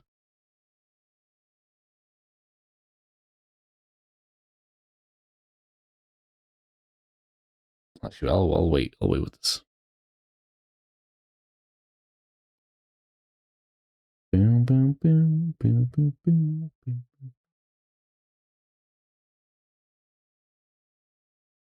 I'll wait till you find it.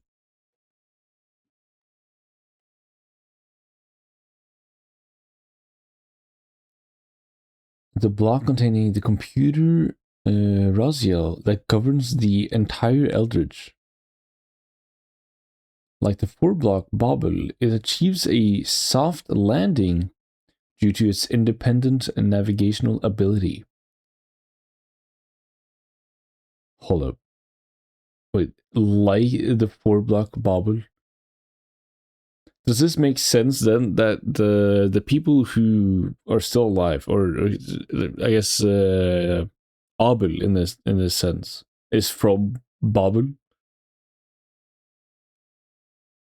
If this is the only one, or the two only parts that did survive the crash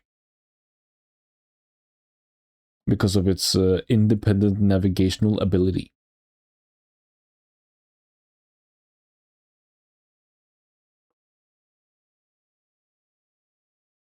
Achieves a soft landing due to its independent, yeah. In the case of Raziel, the first fusion of an alien civilization's weapon and biological information records material regarding Deus. It is for this reason afraid that its information could leak to human beings that the Gazelle Ministry use gate technology to prevent anyone from going to Mahanan. That's why Krellian I guess that's why Krellian needed the Gazelle to use their key, right? They specifically blocked off access to Mahanan fully. Holy moly, Raziel. I know that name from Evangelion. I still have not watched Evangelion.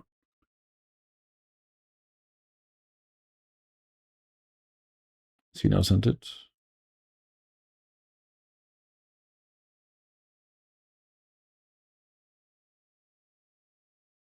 It's so incredibly huge as well.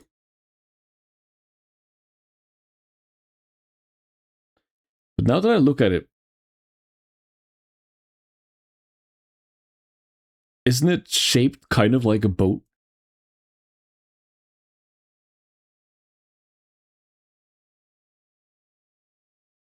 Like, you know, this would be the tip, the front, and then, or like of the ship, and it goes all the way to the boat, right? Yeah.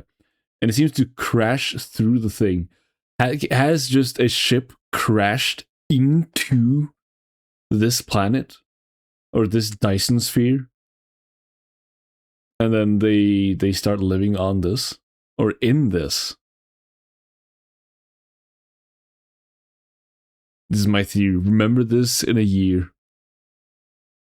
Xenoblade Genesis takes place on a Dyson sphere, which people crashed a planet or their ship into, which became part of it.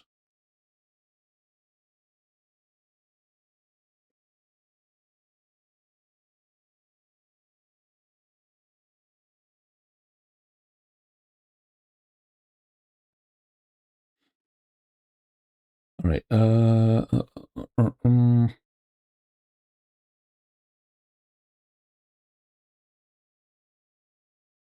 Let's see.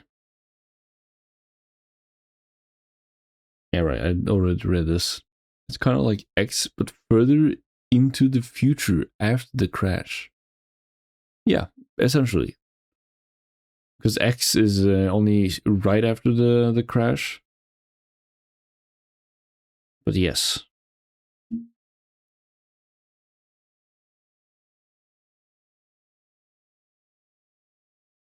I'm beginning to think Takahashi enjoys having huge ships go through space, crash into stuff.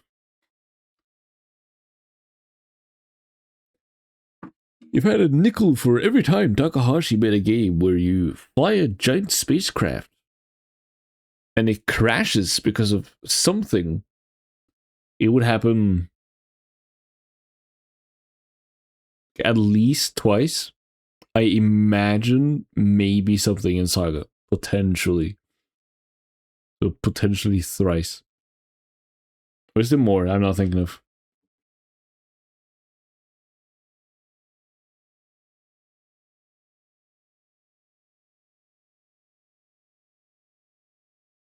I don't know. He would love the Titanic movie. He would. Okay, dares are Katamoni. The strongly restrained dares in suspended, or the strongly restrained dares in it is in suspended animation with each core divided from the other is being loaded onto the Eldritch. Yeah, so this is the full 3 separates. Is this the Trinity? Essentially, in this? Wait, I'll be right back.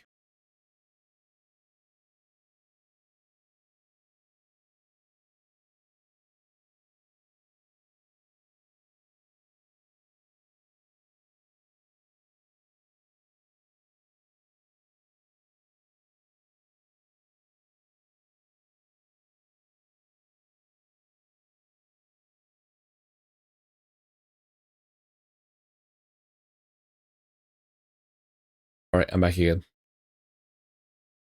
I said good night to grandma.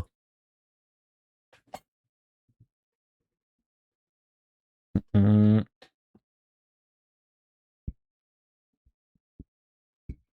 Yeah, no, dude, Trinity.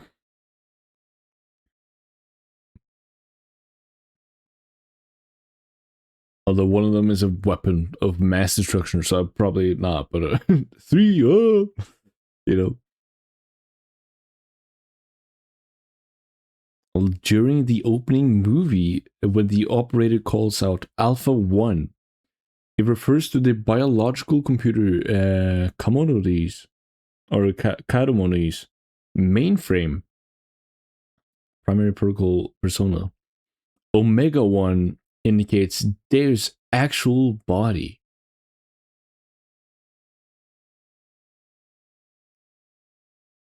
Hold up, wait. So if I rewatch the cutscene, like the very hyper specific thing they say will actually make sense.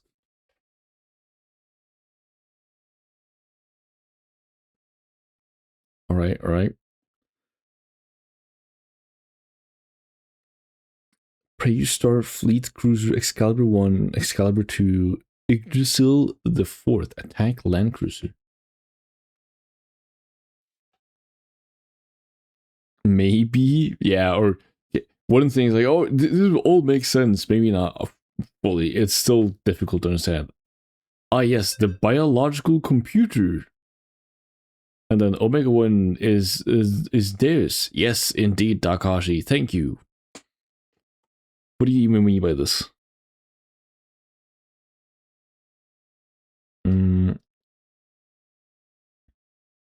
After the Eldritch crash, it was excavated by Shavat and restored during the Great War of 500 years ago. It was destroyed by Merkava's special attack with Sophia on board, the second most powerful of the battleships. Wait, after the Eldritch crash, it was excavated by Shavat and restored? Excalibur 2.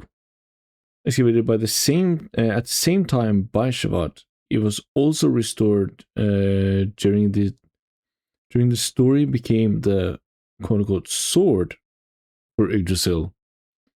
Incidentally, other battle class ships beside Excalibur are on board. I'm actually not sure I fully get. Like, is this? Are they saying the Yggdrasil is a copy of the actual? Nah, that would not make sense. The size difference is way too huge.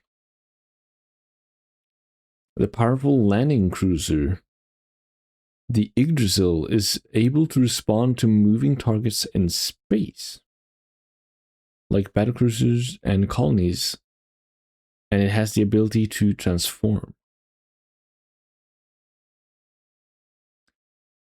It is not overstating to say that large-scale ships with long-range navigational abilities are on the scale of a small nation equipped with military power. And of course, during the transport of Deus, the military power was upped considerably.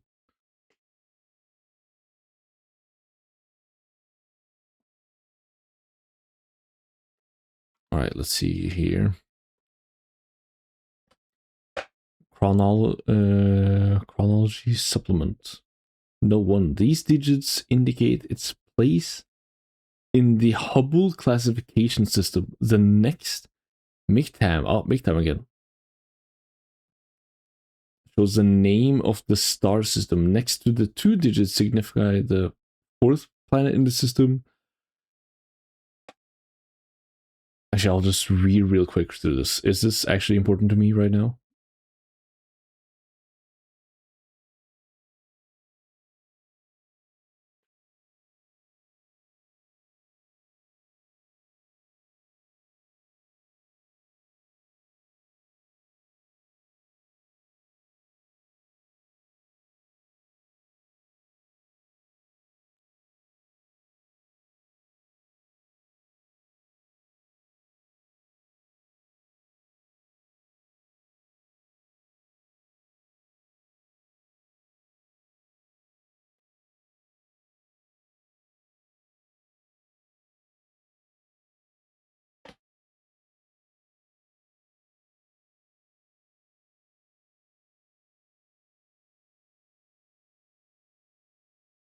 One reason the bolt was exploded was because it was judged that Deus would seize the approximately 9 portions of the ship's hull, control it.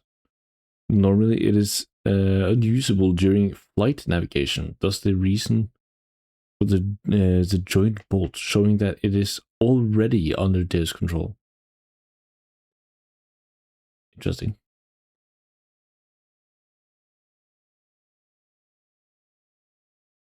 Approximately the universe 10,000 years ago, approximately 5,000 years after humanity leaves the nest for the mother of the mother planet Earth. The complex array of small nations band together, forming a galactic federation, held together by the central governing body, the Directorate. The outer frontier nations begin small skirmishes, rivalries, space pirates, and the like become the accepted norm, finally causing the outbreak of interstellar war. Also, at around this time, the previously known whereabouts of MAM changes. When it is discovered on the ship of an ancient religious sect. What is the meaning of all this? Will need to be determined by succeeding generations, but after a period of almost 5,000 years, analysis of MAM. Analysis of MAM is begun once more, and in the process of analyzing MAM, there is Zohar phase shift theory and Kadamori. After that, Deus is born. However, at that time, scientists did not have full control. The main star Deus was heading for. During the opening movie, Deus takes over Raziel and engages space displacement mode, planning to take the Eldritch to the main star. The main star is not this era's prime star, Neo Jerusalem, but Lost Jerusalem. In other words, it's heading for Earth. Huh. In regards to the measures taken by Deus to plot a course for Earth, this is never explained fully in the story. However, the people of this time certainly revere it as the quote-unquote holy star Lost Jerusalem. The year TC 16. From the time that humanity set out for the stars marked the time when Earth became the forbidden place. I guess Earth became an Eden, right? Maybe not like actually an Eden. I don't know how like the life there would be flourishing or not. But if it's like forbidden, that's the holy land, our source, our beginnings, our genesis. We can have our stupid wars out here, but that's holy, that's separate. And Deus, of course, being, I guess, constructed by or with the Zohar, wants to return, right? That was the main thing it talked about, wanting to return. It did call itself like a multiple dimensional being. But interesting. I did not expect, I did not expect Deus to, was it? And in the game, I was like, oh, it's just evil. It destroys planets. But no, it wants to return home.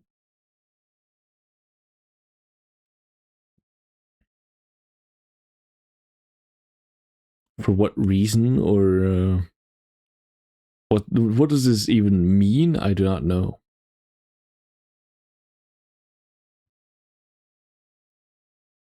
Let's see. When Earth became the forbidden place, and it is said that about this time it became impossible to enter its zone. Why Earth becomes inaccessible, no one knows.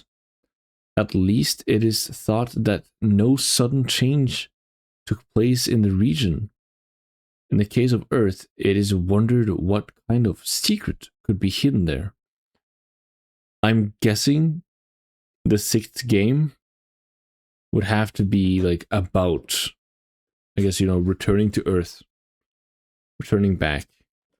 What has been going on? What is the secret of everything?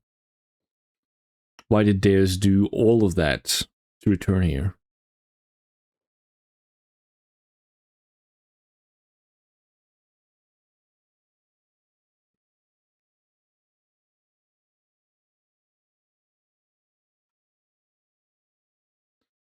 Elheim, Ellie, Miai, Moo.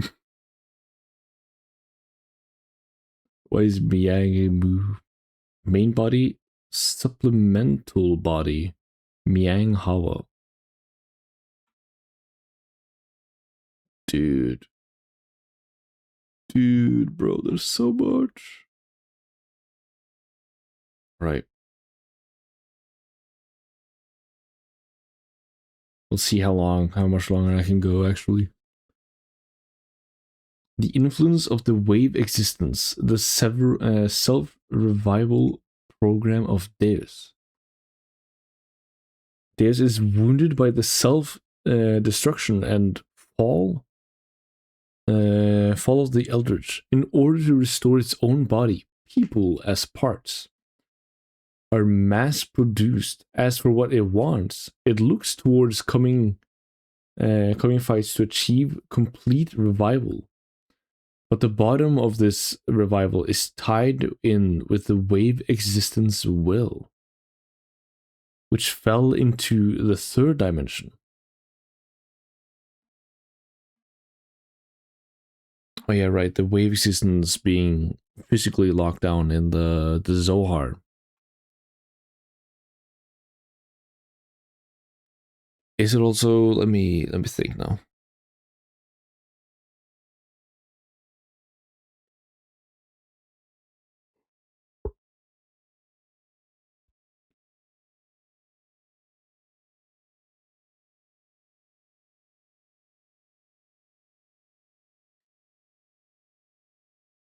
Dude, I'm thinking of so much at the same time, so little. I'm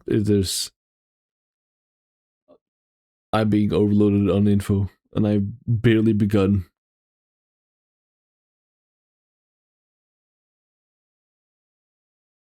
The important factor for revival. In order for the living weapon Deus to revive itself, it needed to use the existing humans as live parts. However, just growing human beings would not achieve complete revival. It also needed the very nature of the human body. Also, the parts produced by Katamoni, Anima, and Animus. The protocol persona is also an indispensable factor. Here, all the necessary factors for Deus resurrections are explained one by one. Dude, holy, okay. Or factor one, sir. First we go to purpose. The purpose of differentiating into Miang Hawa. Why differentiate into Miang Hawa?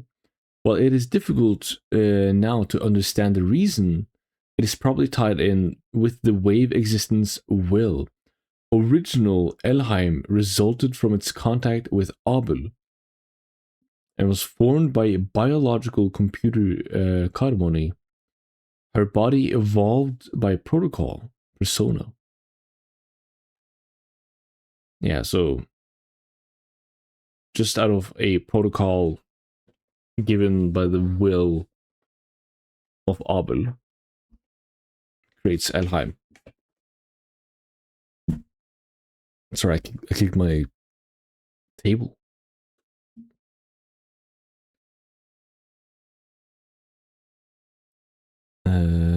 This is Elheim.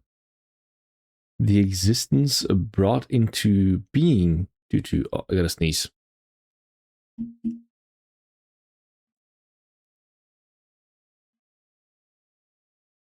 I don't gotta sneeze anymore. Oh, shit. I didn't get to do it. That feels weird. Feels wrong. This is Elheim. The existence brought into being due to Abel and the wave existence. Also, the construction of her living essence is due to the management of Deus. Management of Deus, alright. Original Elheim is part of both Deus and the wave existence. As supporting evidence in the opening movie. Hold up, what? So I had to check something? as supporting evidence in the opening movie, the words exon replacement appear. Here, the primary goal for changing original Elheim into Miang Hawa is the activation of Deus. To put it simply, the on state of Deus is called Miang. The off state is called Elheim. So after Miang creates humanity's founders, Kaiden and the others, Elheim and Miang are different or differentiated. Here, responding to Abel's recurring wish, the wave existence supplies the mother's will, and so Elheim's differentiation from Miang is done so that she may provide the role of mother to the contact, Abel, without the wave existence advent. Would it have been necessary to have Elheim divided from Miang?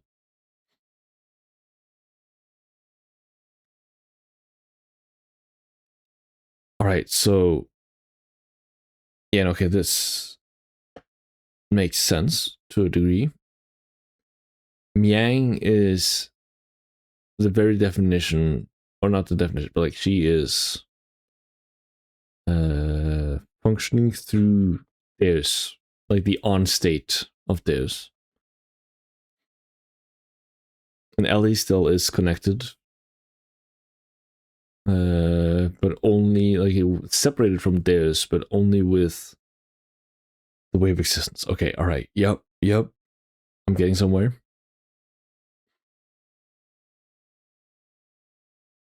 Human beings as parts, the factor 1 for the revival. The various kinds called humans, the change in exterior form due to the environment results in a unique shape and function, becoming attracted to the body.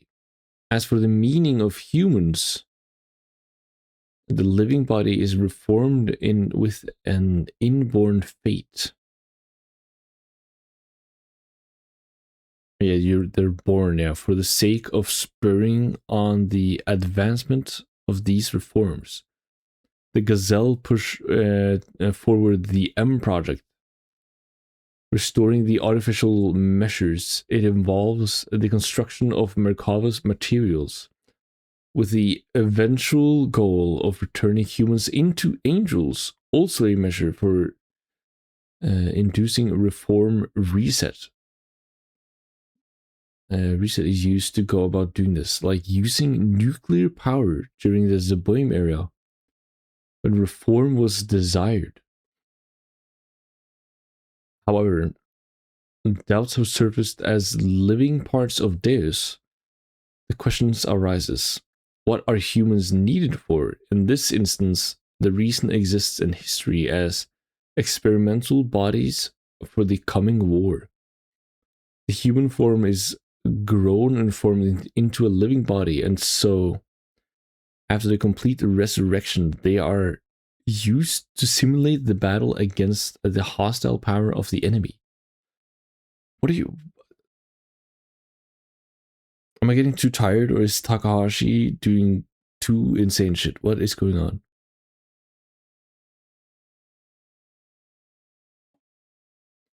The human form is grown and formed into a living body. The human form is grown and formed into a living body. Is it not already a body? And so after the complete resurrection, they're used to simulate the battle, like the battle against the hostile power of the enemy. Of who? Who's the enemy at this point? To prove the truth of this, the Miang of 500 years ago incited the contact between Lacan and Zohar. Oh, okay, yeah, okay. Or yeah, I'm not sure if I understand what the point or the factor in this was, but very specifically, To prove the truth of this, the Miang 500 years ago incited the contact between Lacan and Zohar, thus resurrecting the Diablo's corpse. Diablo's corpse are a first stage of Deus form as mobile terminals. Miang tests the abilities of humans and the differences between them and the Diablo's corpse in battle. Is it basically, hold up, sorry if I'm understanding this correctly, only the fact that the humans is not enough. They need very specific humans who have certain ability or ability to an extent of something, which is why they need to like further humanity in a sense. Again, here Miang makes it so Lacan gets contact with the Zohar, which then resurrects the Diablo's corpse or core, which is shoot, I'm which is from Deus. I'm so lost, man. How many hours has it been? 2.5 hours. Holy shit. Am I even making sense? Is any of this making sense? Am I going crazy on my own?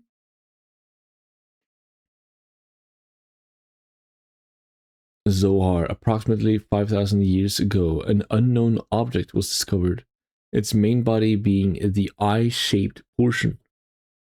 It was said to be the product of an Uber technology. 10,000 years ago, Anima relic. One of the parts of Cardamone, when fused with non-living matter, it plays the central role as one of their terminal interfaces. Yeah, so this works together with, essentially, Anima and Animus. Anima is the name given to those of the living parts forming the biological computer Cardamone. It is one of the indispensable factors in the resurrection of Deus. However, the anima were scattered to every corner of the earth. Right? That does happen. We collect them all. At the time of the Eldridge's fall to the surface, when it self-destructed and all knowledge of them was lost. Roused to action, the Gazelle Ministry began to look for their locations, but because they could not determine where they fell, the search continues into the present day. Due to the actions of Miang Hawa, the forms of the Animus were changed into humanity's founders, Kain and the others. Animus, in the form of living humans, are needed as working corps for the revival of Deus. Having become the original form of Animus, Kain and the others, as the 13 members of the Gazelle, search for the next 10,000 years for the Anima relics that make up parts of Deus. The humans forming parts for Deus are developed and managed thereafter. Yeah, so this is where they just talk about the Anima is the what does it say? Non-living matter. And the Animus is the people.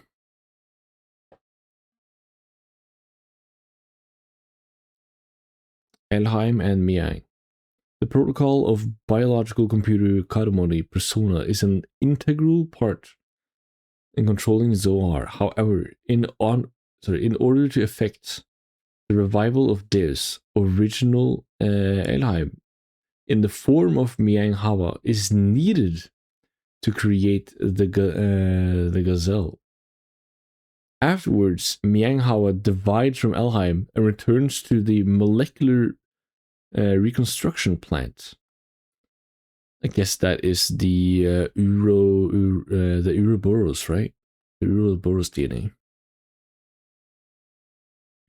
With Elheim as mother and Miang as a weapon, she continues to work behind the scenes of history.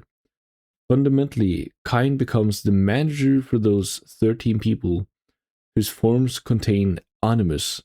Elheim is programmed to awaken as the last Miang.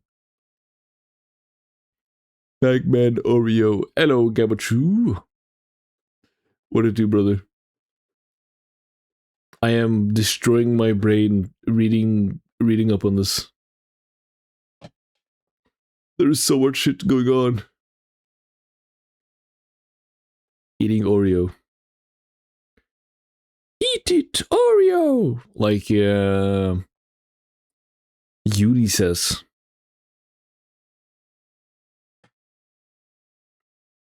We just ignored the fact that, actually, she says, was it like overall? Overall? I don't know. Eat it, Oreo! Overfall, yeah, overfall. Dude, it do good just melting in the heat. Understandable. It is. How is Yulid? I am gigabraiding. There's so incredibly much info, and I'm still on page 11. It's stupid. I've got so incredibly much more. I'm guessing maybe like the most important part might potentially just be till 17.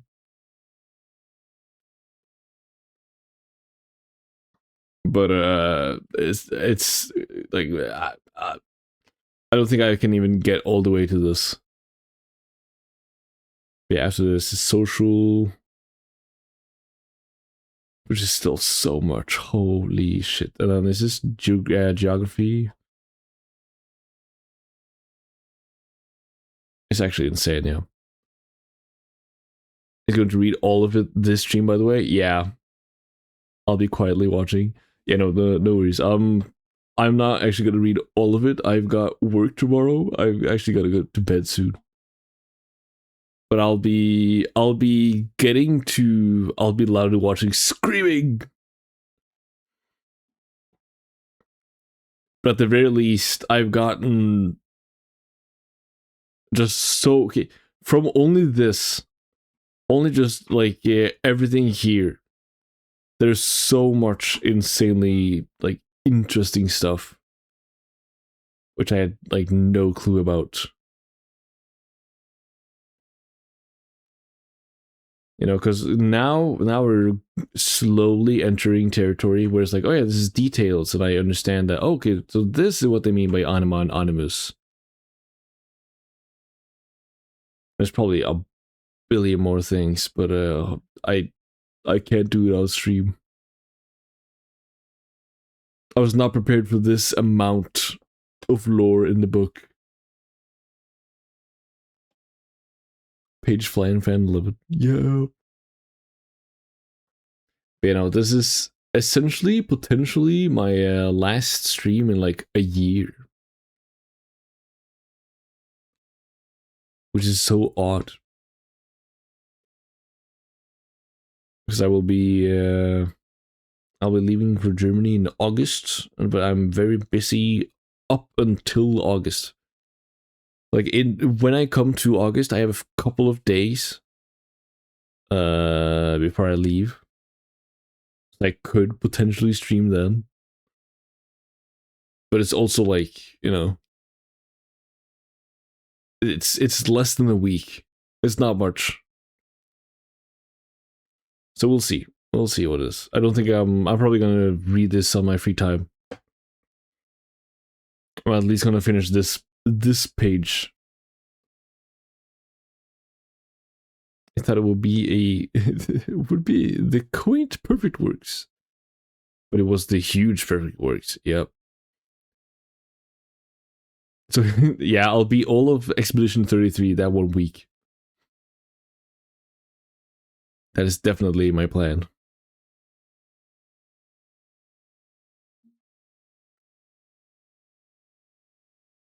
I know. So Expedition 33 gotta wait until after I'm back. And after Xenoblade Genesis, and after one day. I should know this because we're the same person. You're so right. We'll be there. Yup.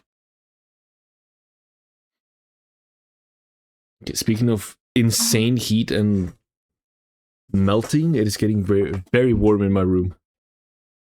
I'm opening up my window.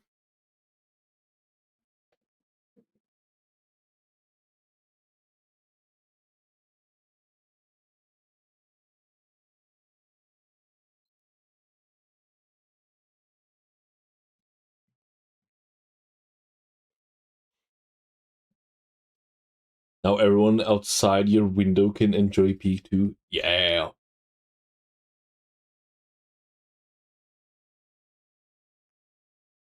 They'll be listening to your words like you are like you're Jesus himself. Like I already from only these 11 pages, I have infinite amount of things I can yap about to that one coworker who spoiled himself.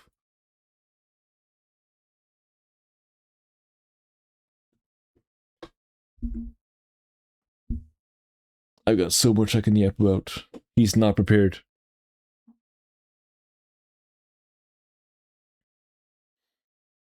Alright.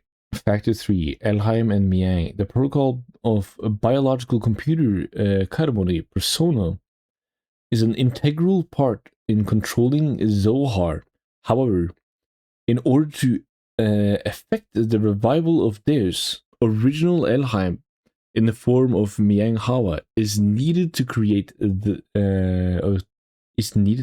gazelle. Afterwards, Miang Hawa divides from Elheim and returns to the molecular reconstruction plant. Wait, did I read this already? I think I did, maybe. I'll still. With Elheim as the mother and Miang as weapon, she continues to work behind the scenes. So yeah, I did.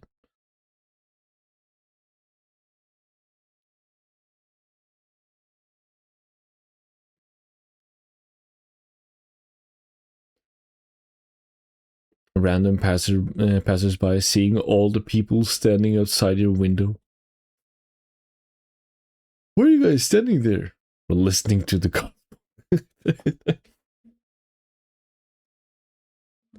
He's the Messiah. I'm not the Messiah. Only the Messiah would deny the fact that he's the Messiah. Deus desired resurrection. Created as a mobile interstellar weapon, Deus is programmed with hostile destructive power.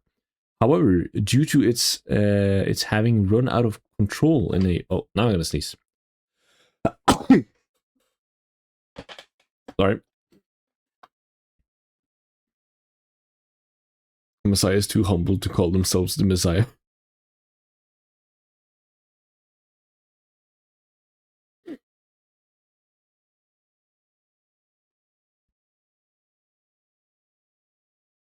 I'm not sure. Wait, let me. Does he? I'm just now thinking. Does Jesus ever say himself that he is like I am the Messiah? I don't think he does, right? But he does indeed. I'm pretty sure say stuff like I am Son of God. I think he does, but never Messiah very specifically. Although I am not fully 100% sure.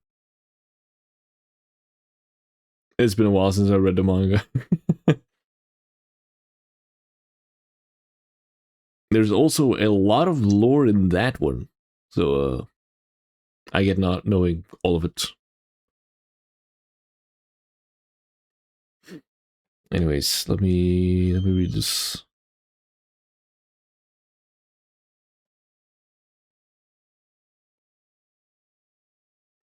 However, due to its having run out of control in a series of experiments, it began to destroy an allied fortress.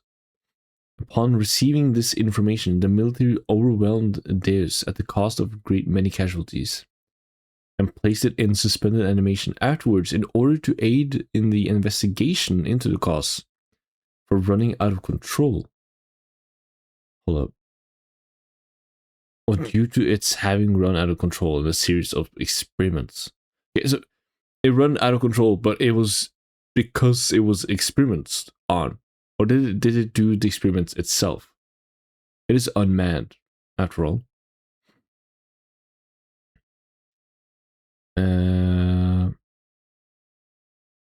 Afterwards, in order to aid the investigation into the cause for its running out of control, Deus is transferred to another star system, but on the way, it falls onto a planet that appears in the story at last 10,000 years having elapsed since the fall of the planet. Deus puts into motion its completed plan for resurrection. Even though the passage of those 10,000 years, passage of those 10,000 years are almost an entirety for the humans. Oh, sorry, eternity for the humans. It may be just an instant for the weapon Deus. However, doubt remains, and that is after the resurrection. Is it possible that the hostile power that it relied on will continue to exist? That is the question, In any case, its thoughts turn to the possibility that a hostile culture could in fact destroy it. The resurrection plan is simply the will of it as a weapon. It is merely about destroying a hostile enemy. Clearly, the extraordinary cost of the plan is not in equal measure. From this, it can be seen that Deus does not just want to destroy the enemy force, but it can be inferred that possibly another goal exists. The crux of the matter is that while Deus was in transit amid the other star systems of the Interstellar Federation, it made plans to go to the mother planet. In terms of complete revival, Deus, in this case, is in the eternity of all that is absolute. Is this the eternity of all that is absolutely must do no matter what? That was a whole lot of words. But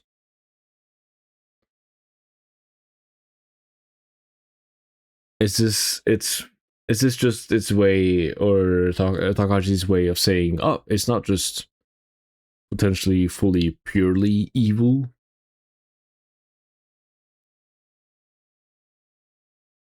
Like, yes, it is in fact a weapon.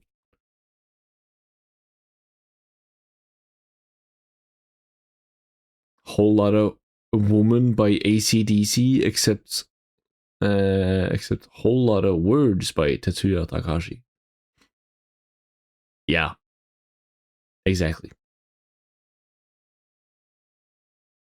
That's exactly my one thought. What's the meme? That's a whole lot of words. Too bad I ain't reading none of it.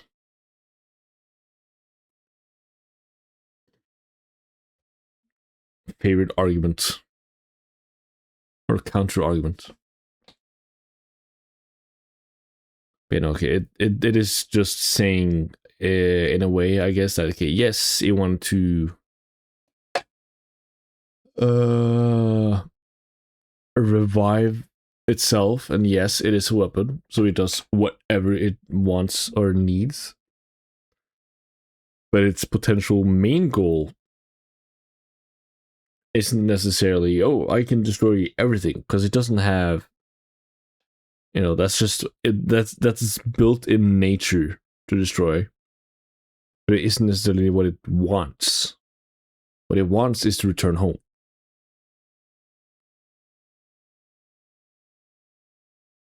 Through its main goal and the blow up. I think that makes sense, right? Programmed to destroy, so it is in fact destructive. But the main goal is something different. I know not the same, but like there's slight things to the Trinity processor. I'm just thinking of logos. Of like, or it, it's a bit of a stretch, but just something about the, like, doing what you're all in a way programmed to do or destined to do. But it's not necessarily the whole entire truth. In a way.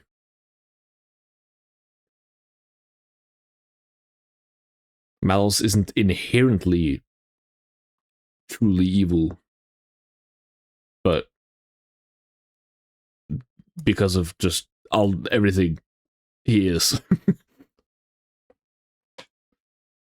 I'm too tired to like explain every single thought, man.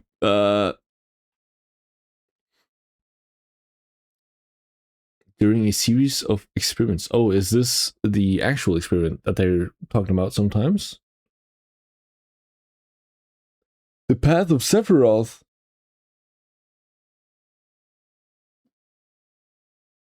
All right. During a series of experiments. During a series of tests on Deus and Zohar, the wave existence fell from the higher dimension where it had dwelled. Also at that time, one small boy happened to, by chance, to come into contact with it.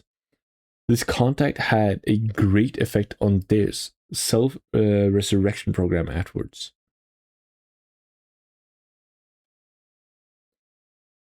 Okay, now I'm missing the timeline for this. Because during a series of tests on Deus and Zohar, is this other people doing tests on these? The wave existence fell from a higher dimension, because they do say like by accident. But I thought the Zohar already was that trapped form. Not a new one.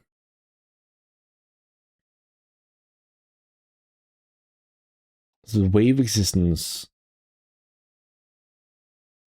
Alright. Yeah.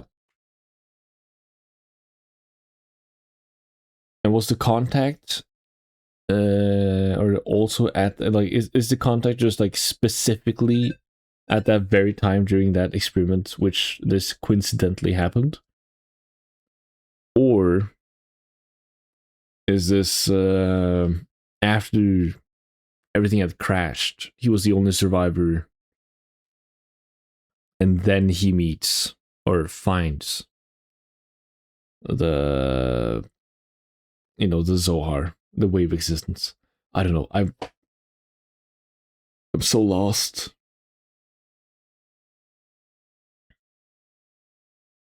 Wave existence, upper dimension. An existence from a higher dimension without any material body.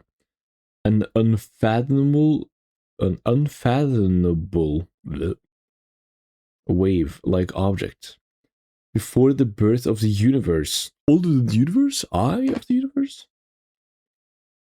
There was one being where all was wave existence within a wave-like dimension. Interesting. Very interesting thought, actually, but yes. Due to Zohar's phenomenon transfer, to avoid crisis, it fell to the third dimension. Okay. I think I get it. During a that's Abel, the contact, the path of Sephiroth. Zohar had phenomenon transfer, which, yeah, all right. During a series of experiments that were top secret, even within the military, a mysterious boy stood there by chance, oh, quote unquote. He gained mysterious powers due to his contact with the wave existence. Okay, so this is even further back.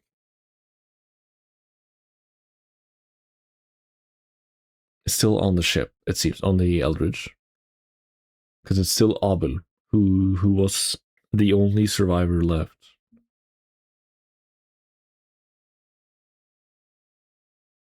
Right. Due to Zohar acting as a phenomenon transfer machine, an experiment is held to determine. Right, yeah, an experiment is held to determine whether it will activate Deus. Due to Zohar's phase shift in the process, creating infinite energy, it is also called a machine of infinite renewable resource. And then we have the Katamoni, the Deus fusion with these two, of course. Their side, this side, yup. Wave existence side. Oh no! Oh wait, no. Yellow Deus, red wave existence.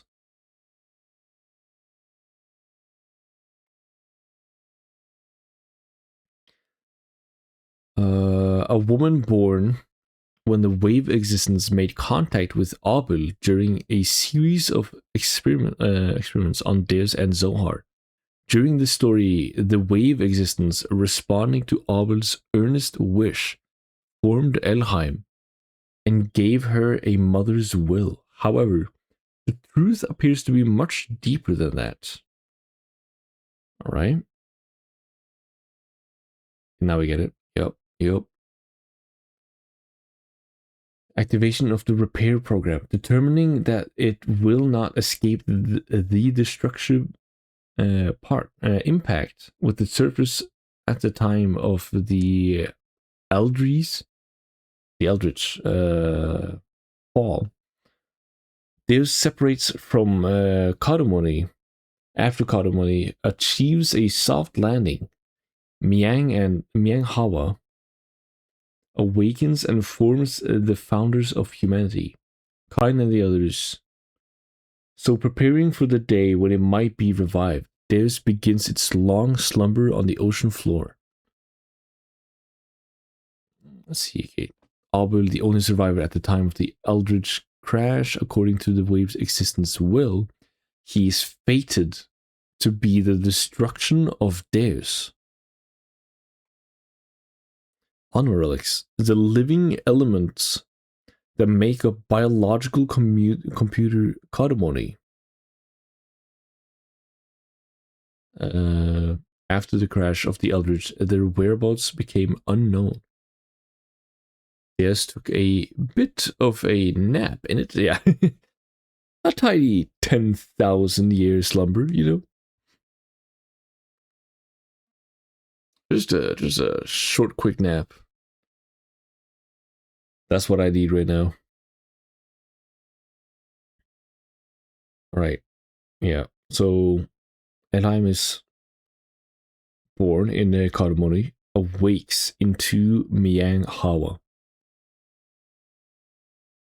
and then differentiates main body Ellie and a supplemental body Miang. So, yeah, because Ellie is the yeah, no, that's why Ellie is in every female ever, while Ellie is only not everyone. I don't know. Miang Hawa, having created Cain and the others, returns inside the molecular reconstruction plant after forming Elhaim and Miang. Wait. Miang Hawa, having created the others, returns inside the molecular construction plant after forming Elhaim and Miang from herself. So Miang Hawa is both, and then she splits herself. Interesting.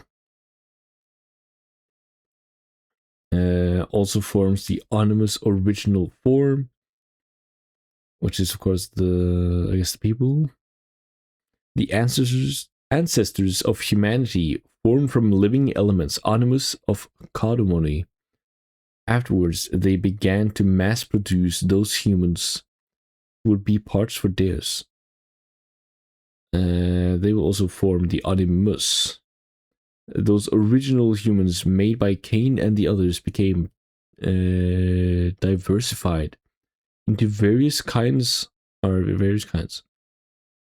Formed using Kadmoni, their evolution is advanced. You need sleep? Holy moly, ant gaming, dude. Dude, I've been getting like 5 hours of sleep this entire week. I gotta get some more. It is 22:45. Holy shit.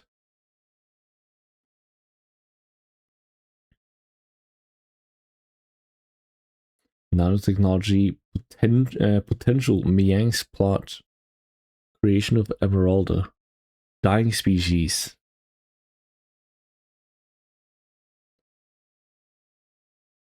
The mass driver left behind. Oh yeah, I guess that is what makes the gears, right?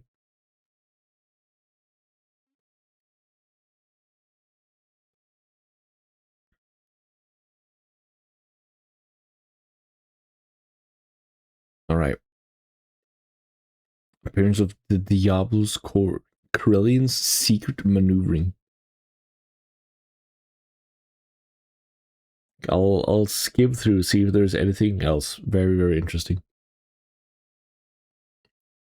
I guess this first. This could be just like this part specifically. Destruction of modern culture by nuclear war. A highly advanced civilization have already existed 4,000 years ago, but it's the humans created by Cain and the others attained their intellectual peak, heading towards a glorious time. However, due to inborn genetic flaws, the people of this time are beset with worry over the fact that their average lifespan is shortening. This era's Miang, as administrator of humanity's judges that the humans of this era are flawed and cannot be used for parts as parts for Deus, expecting that due to the widespread radioactivity, humans will suddenly mutate. She begins to lay the groundwork for a full-scale outbreak of nuclear war. It's getting very real now. This part of humanity sucks. Guess we gotta wipe it out. Let's put up some nuclear war. She did a bit of trolling. No way. Alright, I'm going to skim through. The artificial human being started revolt against the gods. I guess, is this okay,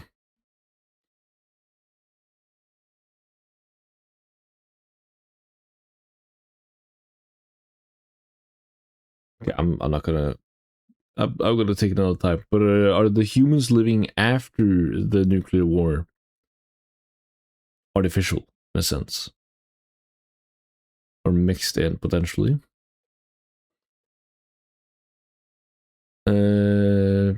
It was just a prank. It was just a prank. I will.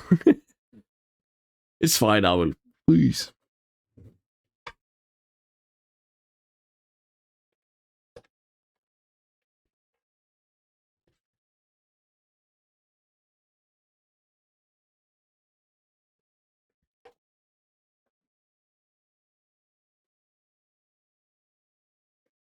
All right.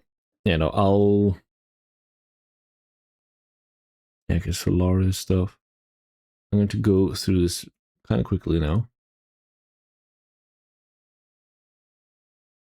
Because I believe at some point there's going to be characters. I want to see characters for a bit and a bit of art.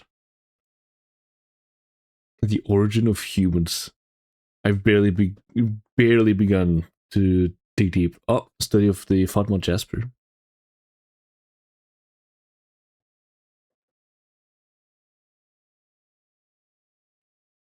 I'm gonna have a blast showing this work.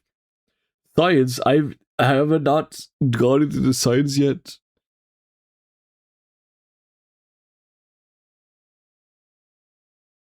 I believe I've seen this art before. Actually, just a billion floating eye Zohar thing.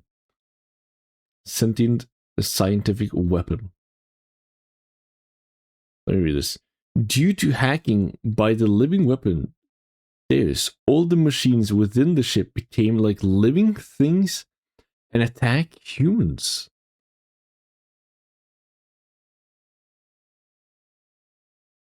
So that's why they have the space worms at the beginning. They are machines, but because they're hacked by Deus, they go berserk. Huh? And you can see, hold up, phenomenon phase shift Zohar. The eye-shaped portion of the upper part of its body is Zohar itself. Obviously, an artificial form. This mysterious machine is said to have existed from the time of the universe's beginning. Its existence is key to the story and the world's background. And then in the eye itself is the Kadmoni, contained within Zohar's iris. In fact, the pupils interior is the governing computer produced by an over technology. The nature of its material is unknown.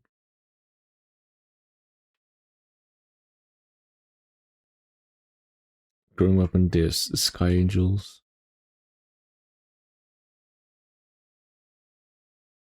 Computer controlling the system, the living brain Kadmoni.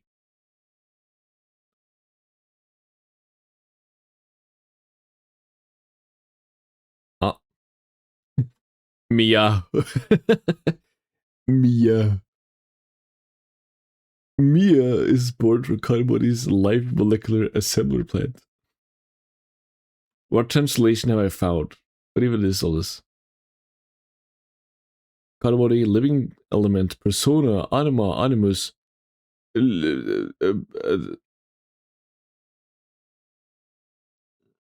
Created from Kadmoni? I actually do not know what this is.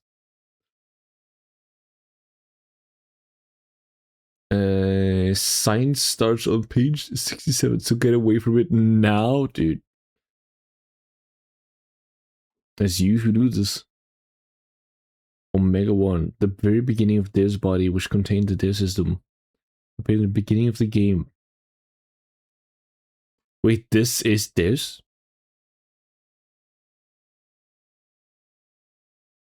Beginning of the game presented in a reactor. Its size is approximately 20 to 30 meters in the state. It was already capable of destroying a planet. Deus itself, having lost its means of transport after destroying Merkava, evolves to just before its last stage. Its true body is hidden inside a vortex-shaped shell. Oh, is this the first one? Yeah.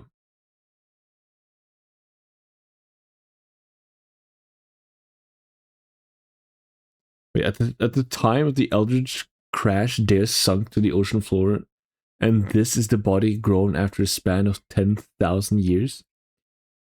By the time the scene occurs in the story in which Faye and the others defeated, at that time, in truth, the part that had become the core had already been transferred to the place where it had grown on stage 2. So this is Deus's actual body.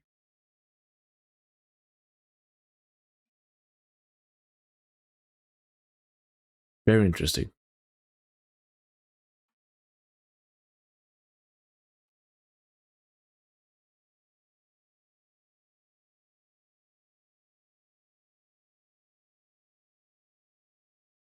Very, very interesting. Phenomenon shift machine that manipulates the world's Zohar power. Holy shit. What is going on here? Time up. Probable phenomenon model. The rising levels of probabilities of phenomena starting at the Big Bang. Do they go into each other? What's going on? Position, energy field, placement energy. What? This is genuine string theory. Well, dude, it is so much. Like, look at this. Like, this is calculated. It's gotta be. Stable possibility equal 1. The time goes up. Favorable phenomenon goes down. I'm guessing the wave is like the quote unquote wave existence. I don't know.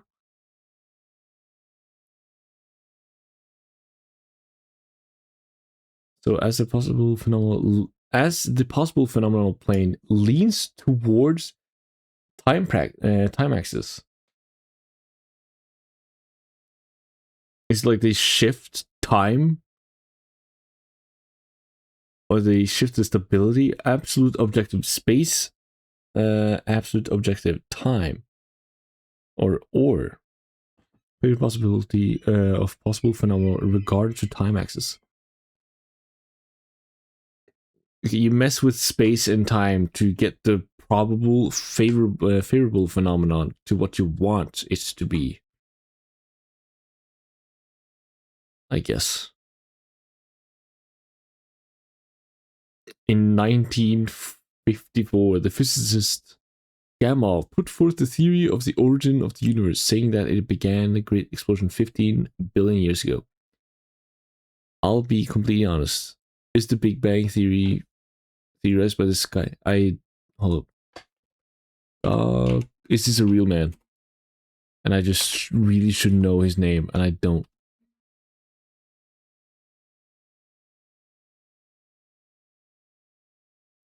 George Gamow.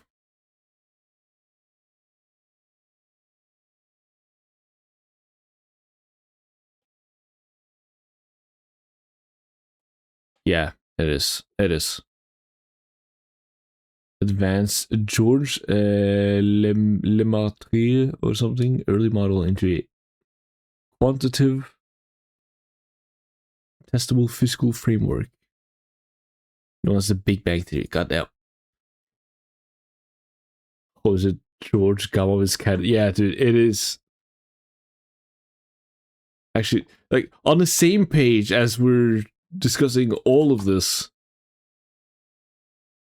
they just threw in the funny stuff. Delusional Academy, Heaven, the makings of the phenomenal shift engine, Faye. In this case, Faye shows himself to a person who can interfere with Zohar. Faye loves Ellie. All right. State of delusion. He wishes, if I can get her, great, he thinks. The delusion becomes reality. It's the work of Zohar. Yeah, so he wishes for a thing greatly, like the probability is there, but if it actually happened, it's the work of the Zohar. Calculation of the phenomena initiated by Zohar. That's not it. Happy, turns away. Yeah, like all the different things. Time axis, phenomenal or possible phenomena, manipulates phenomena, goes towards face wished phenomenon. Repeats 5 and 6. Oh yeah, okay, yeah, like they go over and over and over and over and over again to get what they want. Desired phenomenon is the only choice. And then they're married. What the hell? We were so scared it was the next numbers. Phase delusion becomes reality. And this is phenomenon phase shift.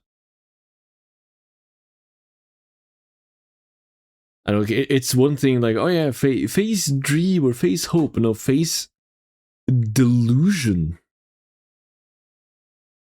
becomes reality. Dude. What am I even supposed to take from that? Is this what we call like manifesting? You think of something enough for like, oh, I'm manifesting this happening, and then it actually happens. Dude, hold up. There's so much heat. Yes, the power of Zohar manifests what fails want. Yep. Because he touched the Zohar. I mean, I guess it's because he is in contact with, but or story wise. But I think this is more trying to explain this, which is absurd to do. But all right. The Anima relics, the Omni gears. I see him fighting. I just need to see that. Power to resist Deus. Nanotechnology. Oh, nanotechnology is recent. I'll have to go into that. Emeraldo. What is this? What is the size of a nanometer? Oh yeah, 1/200. Yup. The gears, holy. Look at him.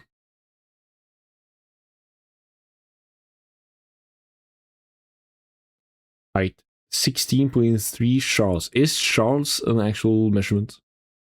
It is, right? Charles. Maybe. I actually have no clue. But if they have it in here, why would they? I don't know. I'm not the engineer. I just work in. I'm a. What is that even called?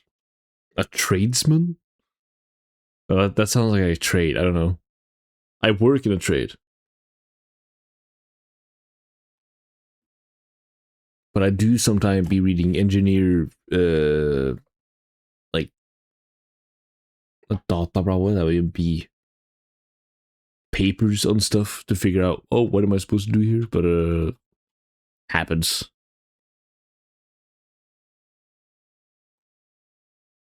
I'm searching up this shards measurement.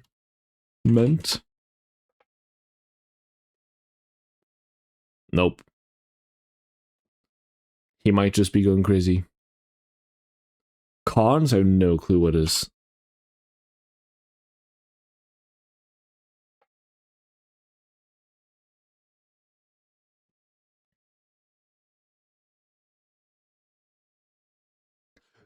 No, dude, wait, hold up. Con is a thing.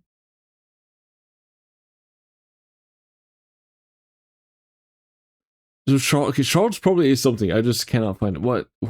Oh. All right, dog. All right, man. Let me just see the awesome looking Veltal Id. Yup. Veltal second. He's much more beefy. Heimdall Brigadier or Brigander. They're so cool.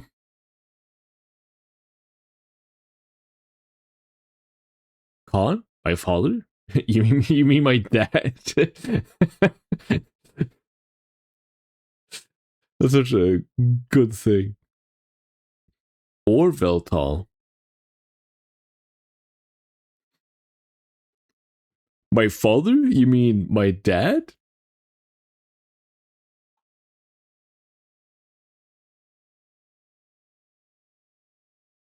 Okay, I'm skimming through.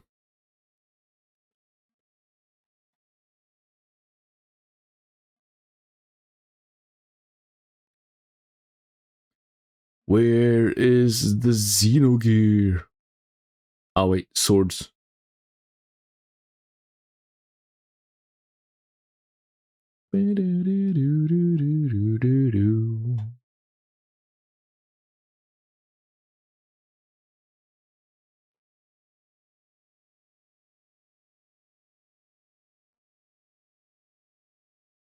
Dude, look at this. Holy shit.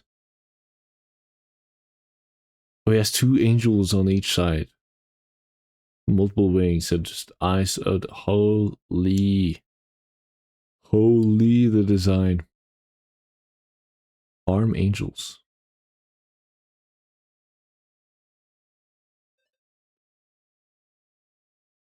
Thank you, Richard Honeywood, for that line. Is Richard Honeywood the one guy translating everything?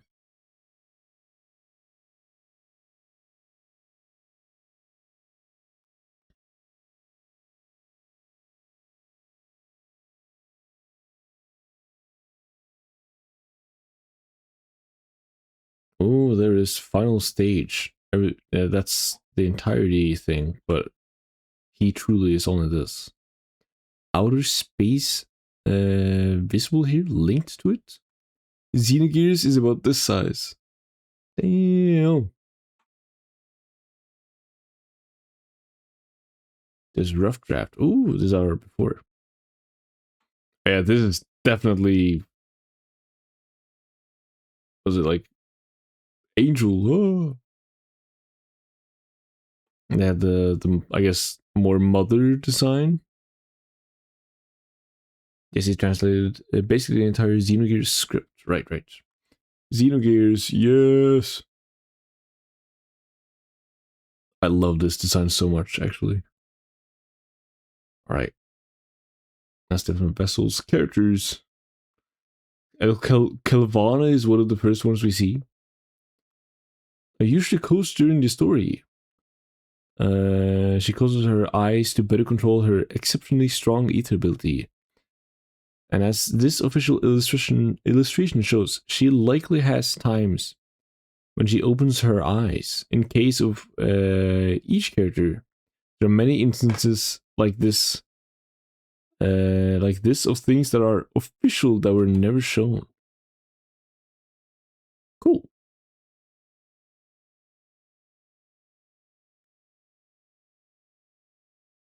Abu, the one who freed the wave existence. Reincarnation, yeah, 10,000 years ago, 4,500. Yup.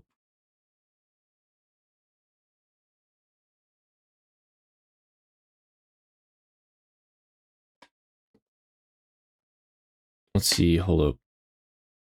Hakan comes in contact with the Zohar, awakens Graf. Again, splits personality. Diablos. Abandons flesh, which then turns Graf spirit, Lacan spirit, Fae, and then possesses. Yup.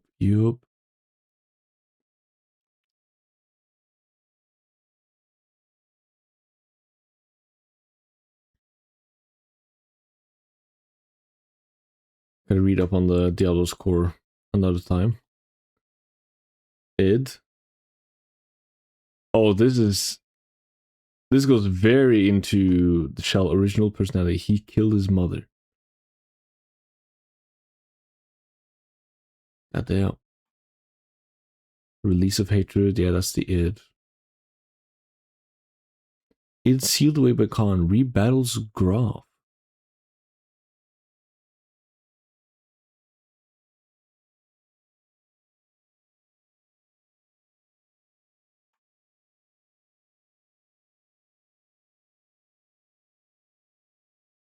The anti-type. The drive accident. When Ellie was 17 years old, it was an accident when she heavily wounded her classmates. 2 fatally, 3 revived. The matter of her treatment by the military, case 1 and 2, was the result of an overdose of drive, and disaster resulted. She lost control. However, this was the power of Ellie as the anti-type. It was unleashed temporarily as a result of drugs. Said Yugen, there are those who show adverse effects from the drug. Ali had a normal doses or a normal dose of drive and rejected it.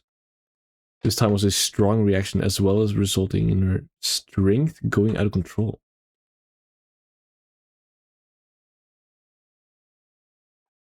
Contact, antitype, yep. They always meet. Miang is here. Miang 0998. I guess it's like the period, the time.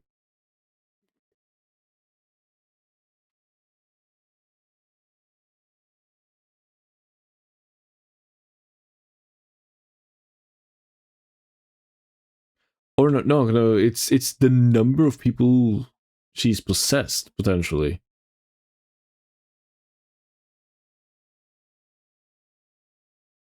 Is that why they're on year 99999 and she's possessed 9,999 as well?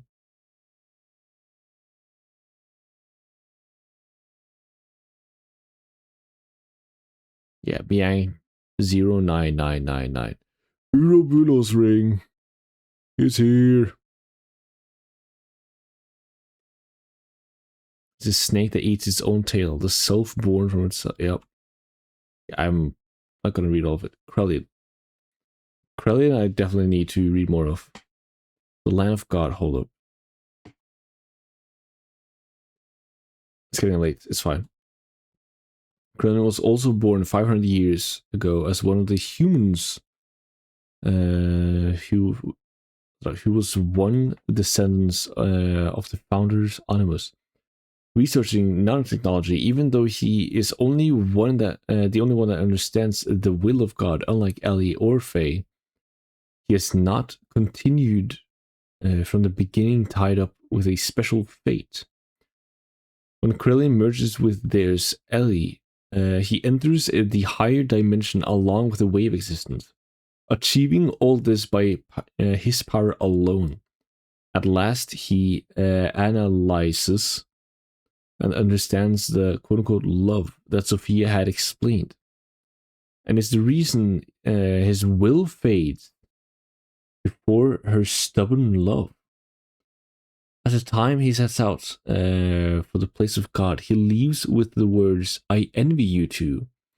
Krelian saw the original love of Faye and Ellie that they desired on their own.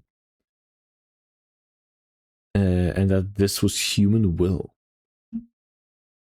Remember that you fought a being called Ouroboros as the final opponent in the game. I think I actually forgot the fact that that was the name of the final fight. I thought I was fighting Krelian. Hello? Excuse me, sorry. I may be tired.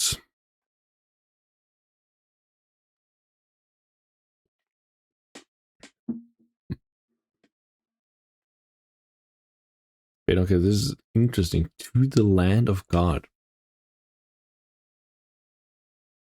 What's it? He's the only one that understands the will of God. So he knows and understands like what theirs wants. Or also in a sense what let me think about it. Okay, when we okay, because the wave existence talked about just wanting to return. I'm guessing in a sense the shoot, theirs also in a sense like wants to return back to the earth. Return it all to one. Return it all back. That's also what he gets to. But specifically, when he merges with Deus and Ellie, enters a higher dimension along with the wave existence, achieving all this by his power alone. Yeah, so he joins the higher dimension, and only then he analyzes and understands the love that Sophia had explained. And this is the reason his will fades before starting. Okay,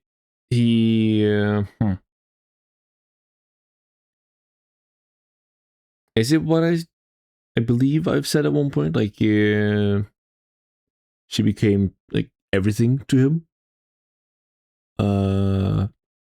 And he misunderstood. Well, not misunderstood, like, or yeah, no, he did kind of.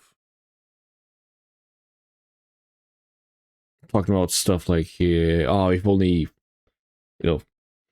Lacan isn't the right one, basically. Like, if he was as close as Lacan was, he would have saved her. Not understanding, like, true love.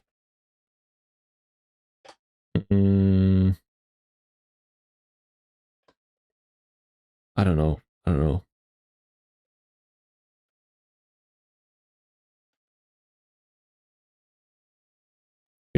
It's essentially also like, Sophia had wished something for him, but only after he already, I guess already gone past the point of no return.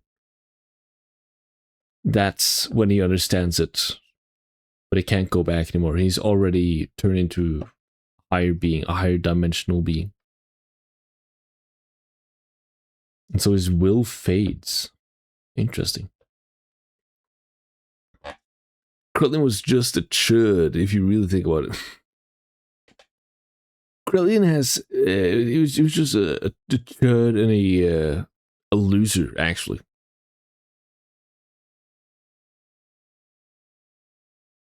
No, he's not. He's not.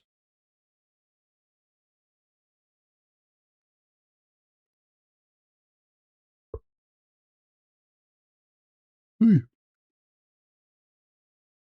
are all the people. Wait. Fused with Graf, Gazelle, Sophia, Krillin, Ramses, Hugo, Surface Dweller. Alright. Interesting.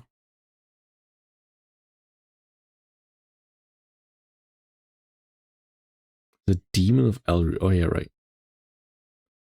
I remember Elru.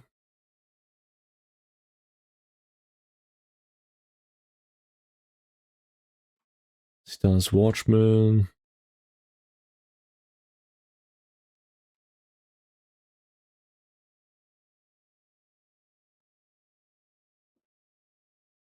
There's so much stuff. Franz, my goat. A dolphin-like demi-human works at Yggdrasil's sonar station, is able to tell between subtle sounds, and can hear many things, even in a deep dove. He records and collects various sounds. Peakest character of all.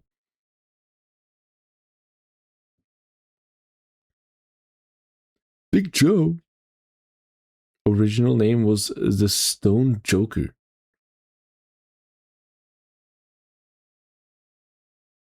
Hold on, let me. He's very rich, but he doesn't use his wealth for charity. He spends it remodeling his mansion. Let's see.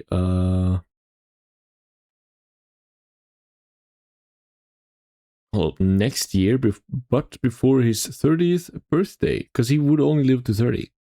In order to resurrect himself and extend his life, preserved his body to make numerous clones, cryonic facilities, and invested in research into frozen hibernation. One day, he decided to enter the cold sleep facility. In the process of being put into cold sleep reactor. Oh, sorry, I hit the mic. I'm sorry. Also, I'm skimming through. Cold sleep facility. Process of being put into reactor. Oh, in the process of being put in, a weird thing happened. The scientist made a mistake in freezing him too fast. because of their thawing techniques. Because their thawing techniques could not revive him successfully, he was left there for a future day, which turned out to be almost eternity. Okay, so he hasn't lived for 4,000 years. He's just slumbered. Joe slumbered in an eternal frozen sleep. Now, the path of his refrigeration container changed locations many times, receiving damage along the way, and it is said to have begun to deteriorate about this time, 4,000 years later, while the church, or I guess I forgot the name already, Ethos, was excavating ruins of the Zeboim civilization. It was Joe's cryonic reactor, however, not knowing what it was, and judging it to be some kind of trash, it was thrown into the sea. Reactor floated on the waves, at last reaching the coast of the island in the Aqui area, where the orphanage was. There he was discovered by the Davy boys, 8 years old then, that lived there, and who, by sheer happenstance, released the locked reactor when they began playing with it. Joe emerged onto the beach in a frozen condition during the sleep for Joe who had yearned for the day of his release. At last, after an eternity, a miracle happened. What a surprise! That the sand's heat naturally awakened Joe from his 4,000 year frozen suspension. At first, it was all a great shock to the frozen sleeper from a bygone age. He scared the Davy boys, and they scattered. However, what must Joe have thought when, before the Davy boys' eyes, he dived into the ocean, and in this way he swam the long distance to the far off Ignis. He just swam there. Why is he so goated? Afterwards, Joe wandered around and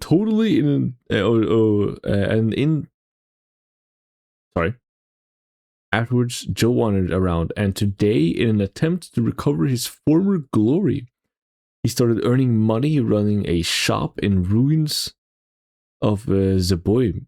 That's right, we did meet him there. This business has no other meaning for him. Whether legal or not, he deals in all kinds of goods. Notwithstanding, this gains him a sort of fame as well. Big Joe is currently 36 years old, even though he's one of the Zeboim people who had a lifespan of around 30 years. What is the difference causing his longer lifespan? Kim's research was supposed to have ended in fertility, or did it? Interesting. Oh, holy shit, my goat. Alright,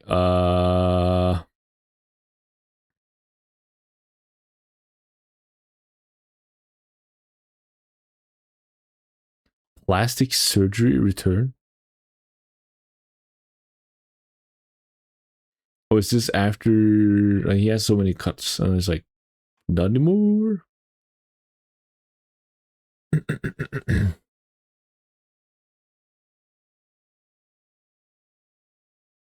Emerald body sudden growth. I'll read that later. Themes people. I love how they have the captain and Hans being the most important.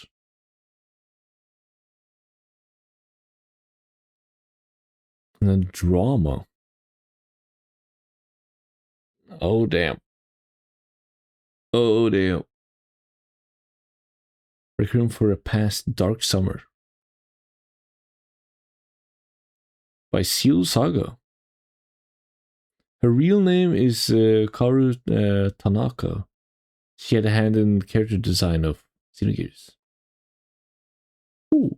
Wait, Seal Saga, I've heard his name.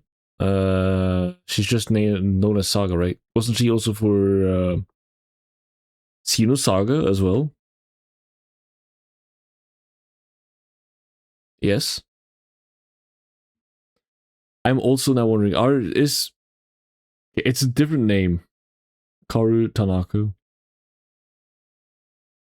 I just feel like I've heard, or I'm just completely wrong. Isn't this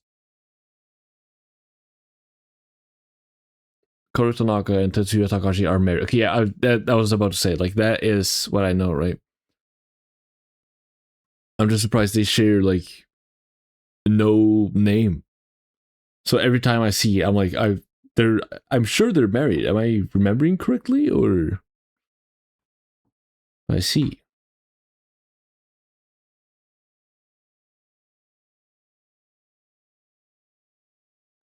Character gallery. Ellie stares at you.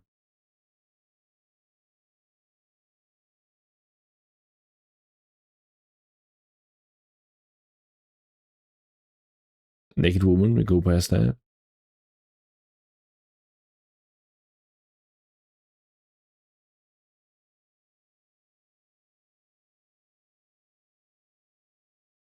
They're so awesome, dude.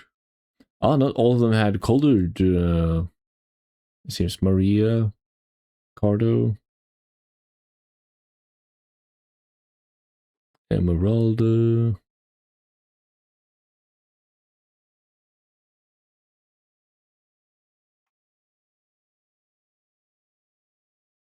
Dude, I need to own this book. I need to get it. Emperor Kane. Oh shoot, dude, he's just connected to that chair. Everything to keep him alive.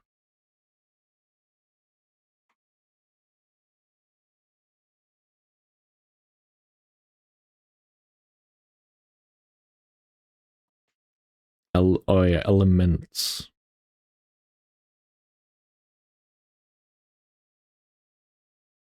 Bum bum bum. Graph, my goat.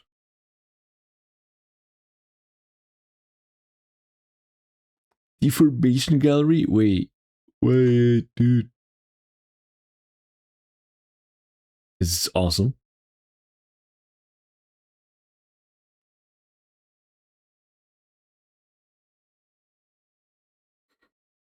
They're also chibi.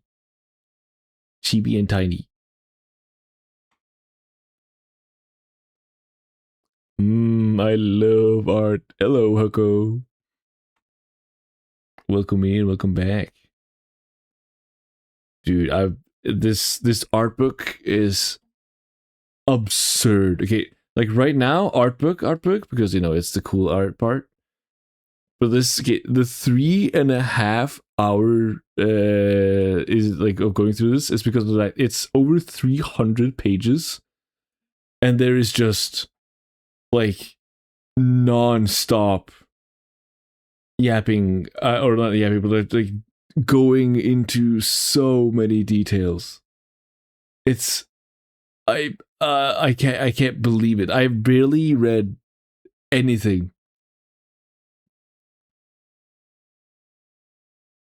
It's actually like it's one of the most insane things I've ever started to read. This is all about like the relation between countries. This is just the geography. They have a whole section for science. Let me find this part. Here it is, science. And they start literally talking and like dissecting, bringing phenomena to the surface. It's damn, this is like a textbook. I love it. Yeah. Probable phenomena model. And it's just like they calculate or talk about, what is it over here? I don't know. Stable possibility equal 1, which is time and probable phenomenon. And like you have to shift the time and phenomenon to so where you can like make it a light. It's wait, what is going? They are referencing actual physicists. Gamov, the Big Bang Theory. It's everything's in here. It's I'm having a blast, man. You know, I read a little lot. There's so much. There's no way I could ever finish this on this one stream. But now I'm going up. I've gone past some of the characters. I'm looking at. Good lord, they love the game that they were making, dude. Yeah, absolutely. I don't think I'm ever gonna play anything which had like this much thought put into it ever again. Look at the art though, at least. When you outside and you smell that Zaza, it's the image. The painting, the unfinished painting.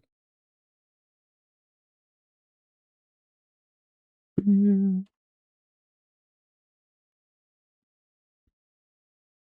It's actually, dude, it's so holy. I can't believe it.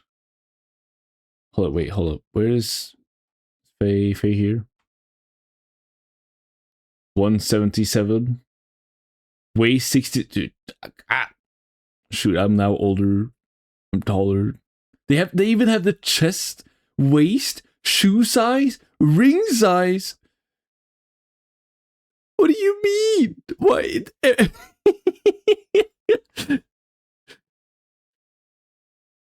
Yes, all the characters have fragrances in their bio. Wait. Fragrance image, Eternity of Men. Calvin Klein. Why? Why do they have... Why? It's so insanely much. Eternity, Men in Other Words. Eternal Man. The scent's base is a soft floral type with a cool, refreshing feeling, having a mainly fragrant or manly fragrance. However, this image gives the impressions of one who does not seem a refuge for children, but instead a representative of an eternal boy. Dude, it's...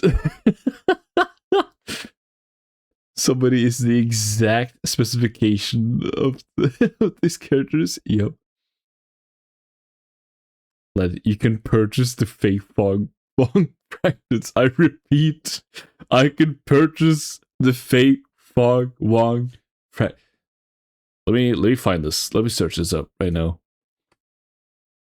Eternity of Men. Or 4 men, sorry. 4 men. Alone, I guess. It's... I can actually have this. Like 200 kroner. That's not much. I can't...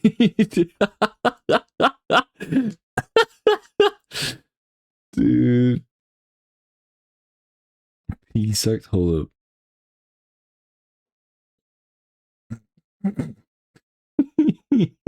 That's so stupid. Why could I do this? It's so, dude, like, to go to this detail, man. It's what is Citan? Green tea? Yeah, of course he's green tea. Makes sense. Age 29. And height 182. I'm only slightly bit taller. Oh wait, I'm Bart. I'm quite literally Bart. I just ignore everything else except the height.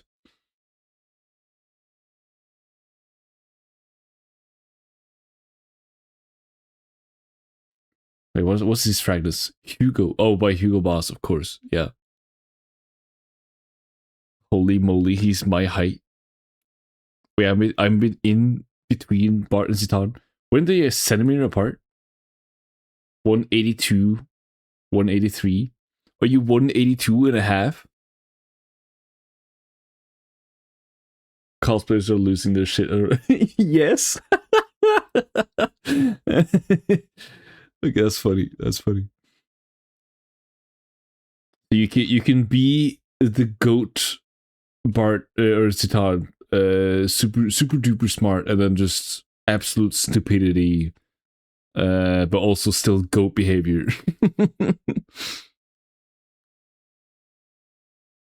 How tall is Faye? I think it was 177.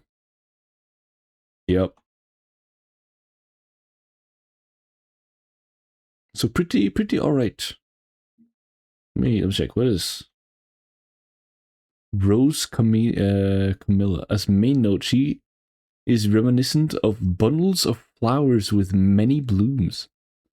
But this is not her appeal as a woman, but her fragrance associated with her soft, girlish image. 164. Bro's a midget. Actually, who is a midget? Billy. 168. Weighs 59. CKBE. Calvin Klein. I'm so sorry. But what Choo Choo? Why does even Choo Choo have a fragrance, dude? They have for everything. Do you want to smell like Choo Choo?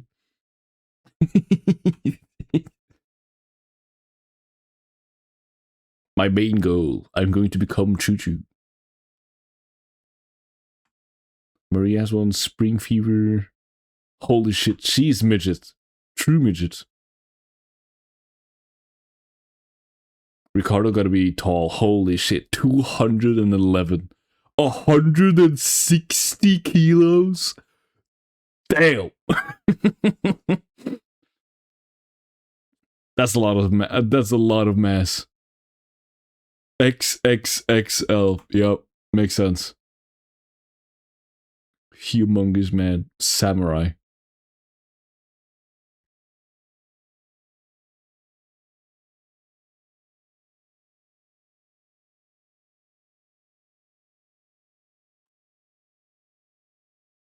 Dude, man. At least you have the cowboy beats, though. Yeah, true. He does have the clean cowboy boots. His style in general, I like Billy's art. I love. Okay, hold on, let me think. What actually character design wise? Okay, Faye, I probably just come on. I made character, but Faye's nice. Ellie, I actually enjoy a lot. Naked Woman, I'm going past. But yeah, Ellie, I find very like simple, but also like it works well. Citan is one of the better ones. I'll be honest, Bart is lower on my list than probably some other ones. Like he's awesome. His boots are awesome. But whatever is going on with this jacket shirt thingamajig, I don't know.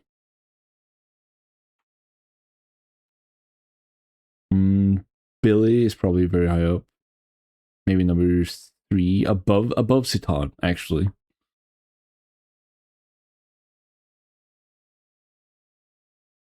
Yeah, dude, there's Emeralda is also actually awesome.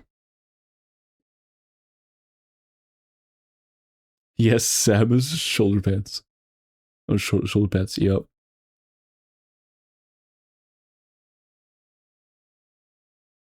How tall is Krelly? 185.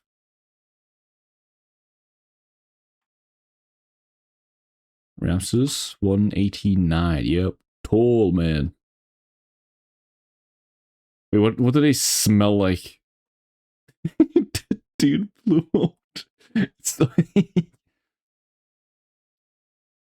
Body age 29. Actual age unknown. And he's also unknown supposed 500 years.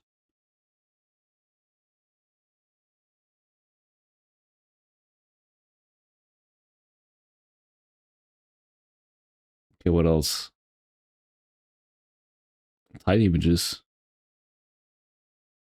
Collection of drawings.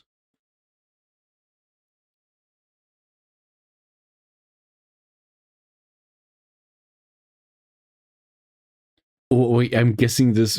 What the heck is this, man? Who drew this?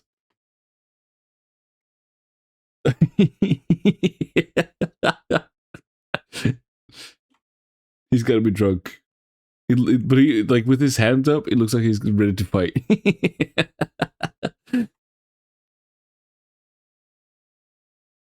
Rough draft. Oh, he looks different than this.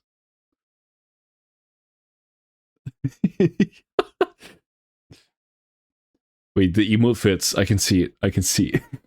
Should I cut out this image and add it to the and add it to this tweet?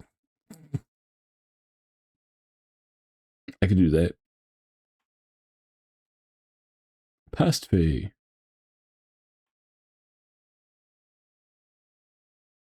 Dude, I should love this one.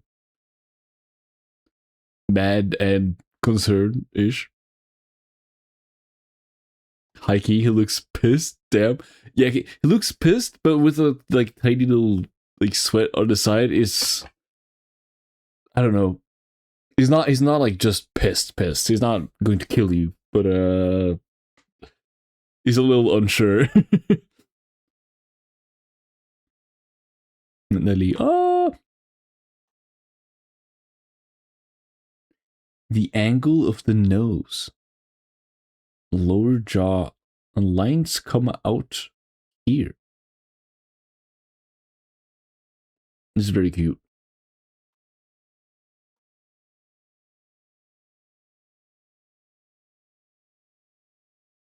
Is it still the early rough draft?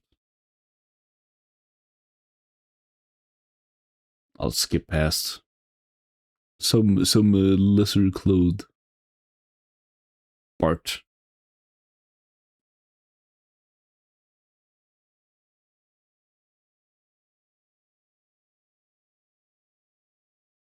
I don't know why they putting Ellie in the shower. Yeah.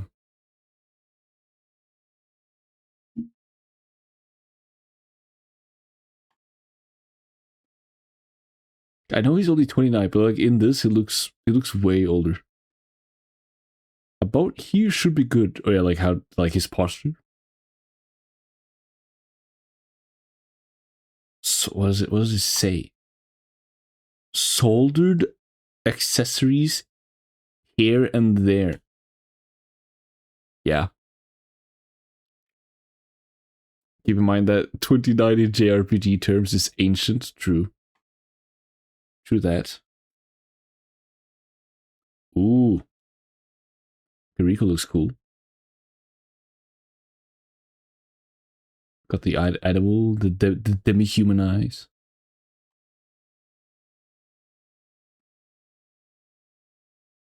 Chibi Mini Maria. Baby about dance height or a little taller. Wait, are they actually, or this specifically? Dan is like, how old is Dan? Oh, isn't Dan like 8? Maria needed to be even smaller. Yes, indeed. Tiniest human being alive. Ah, here it is. Billy. Billy and the locked-in stare. Somewhat feminine type face. Expression just slightly sulky. Yeah.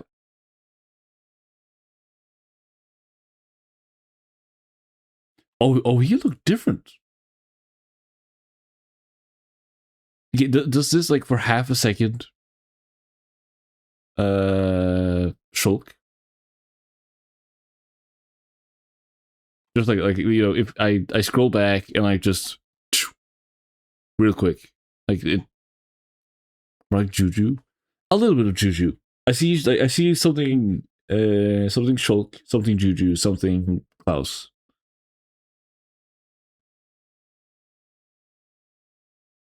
Make Emeralda big. Wait, they also have tiny Billy.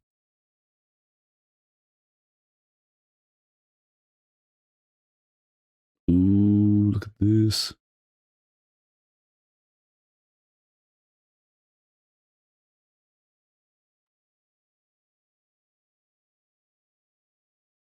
Some untranslated notes.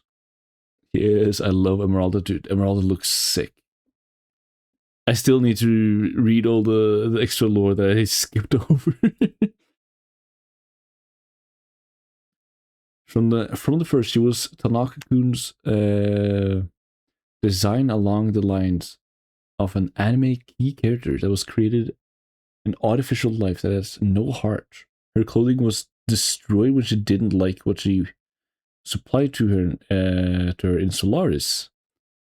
At least that's what Tanaka-kun says, and she asked for this line originally because she was able to perform or transform her body. Her face was the result of the personal data collected from Faye and Ellie, the desired child they had already wanted, except looks of their child. This might be why she is very precious, though. Interesting. Why did they make Mason small? They're making everyone tiny. My favorite. Yes. Dude, he's here. Banth? He's not a penguin? Hehe. Is he not? Oh, penguin. Oh, no, he's a dolphin. Right.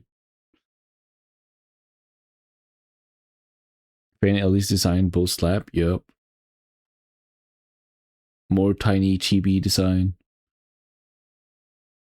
Oh, wait. I'm guessing these are the names and just directly translated from Japanese then. Mareur is Margie. Marguerite, right? And Banth, for some reason, is isn't he called just Hans? Yes, Sigrid. So Sigurd. Very cool still. Alright, I gotta skip it. I'll probably not go all the way to midnight, but I'm skimming through though. Naked Woman, I'm going past. Not on my stream. I also do enjoy the elements. They look cool. Groff, my goat. Like this, the holy shit, like the pants, the shoulders, the helmet in of itself is just like awesome.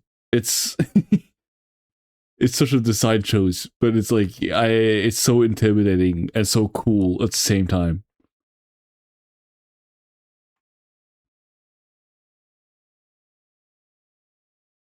Jesse, yup. Oh, he used to look like this. Yeah, that. Wait, this is the consoles.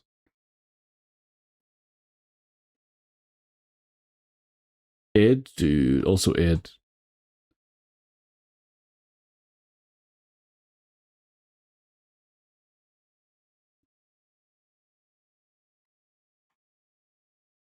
Ed's gotta be a favorite. Khan, Weissman, Callan, Executioner. Dan with the stupidest haircut of all time. Some more expressions, finally.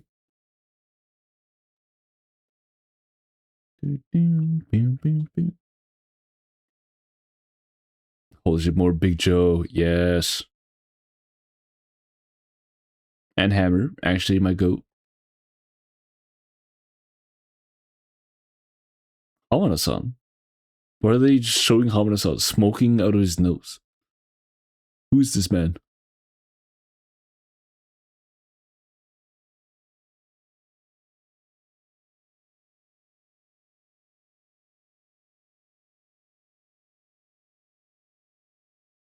Dude, there's so much art.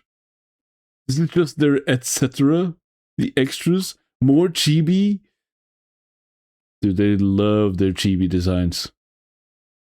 Understandably so. Whatever is going on with this guy. What's...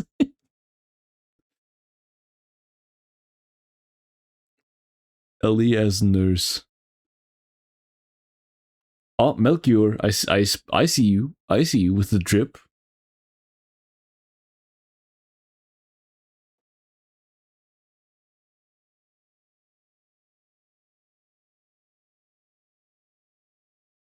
Brawl is a cat. I don't have time for everything. There's too much. What is going on? Right now it's 9 a.m. Wanted to get this to you sooner. The next order is sit Holland Ramses Miyagi if you could. And that's all. Enraged Choo Choo.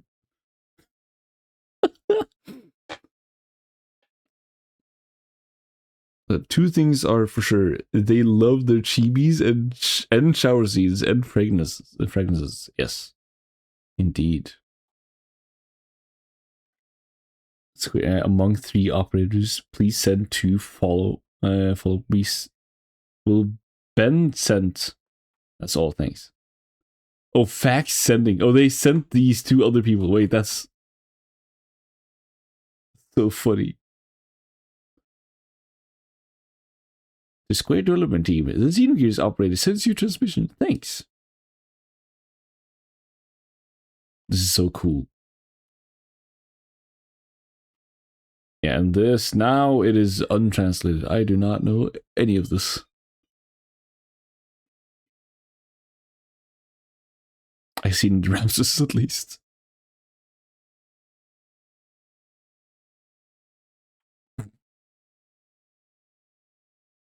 They're just Seraphita taking over everything. Main staff. Yes, of course, Tetsuya Takahashi, the baby. I told you he came out of the womb with this entire plan. This is what it looked like at the beginning of development of the game. Of course it is. No way.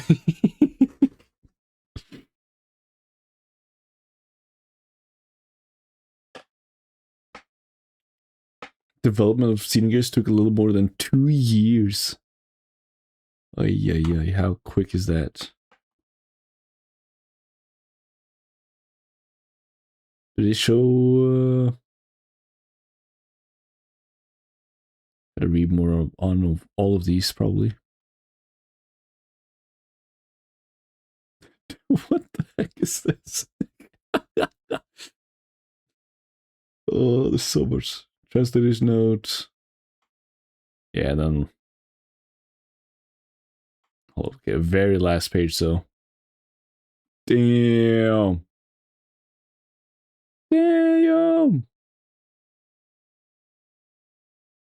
All right. I will definitely be reading up close or even more later at some point, but I will be on my own. I'm happy to have done this at the release. Let's see, this is what I want. I hope I get to be a part of something like this. Oh yeah, like being part of the team, right? One day, bro. I'll see your name in one of these. It would be awesome.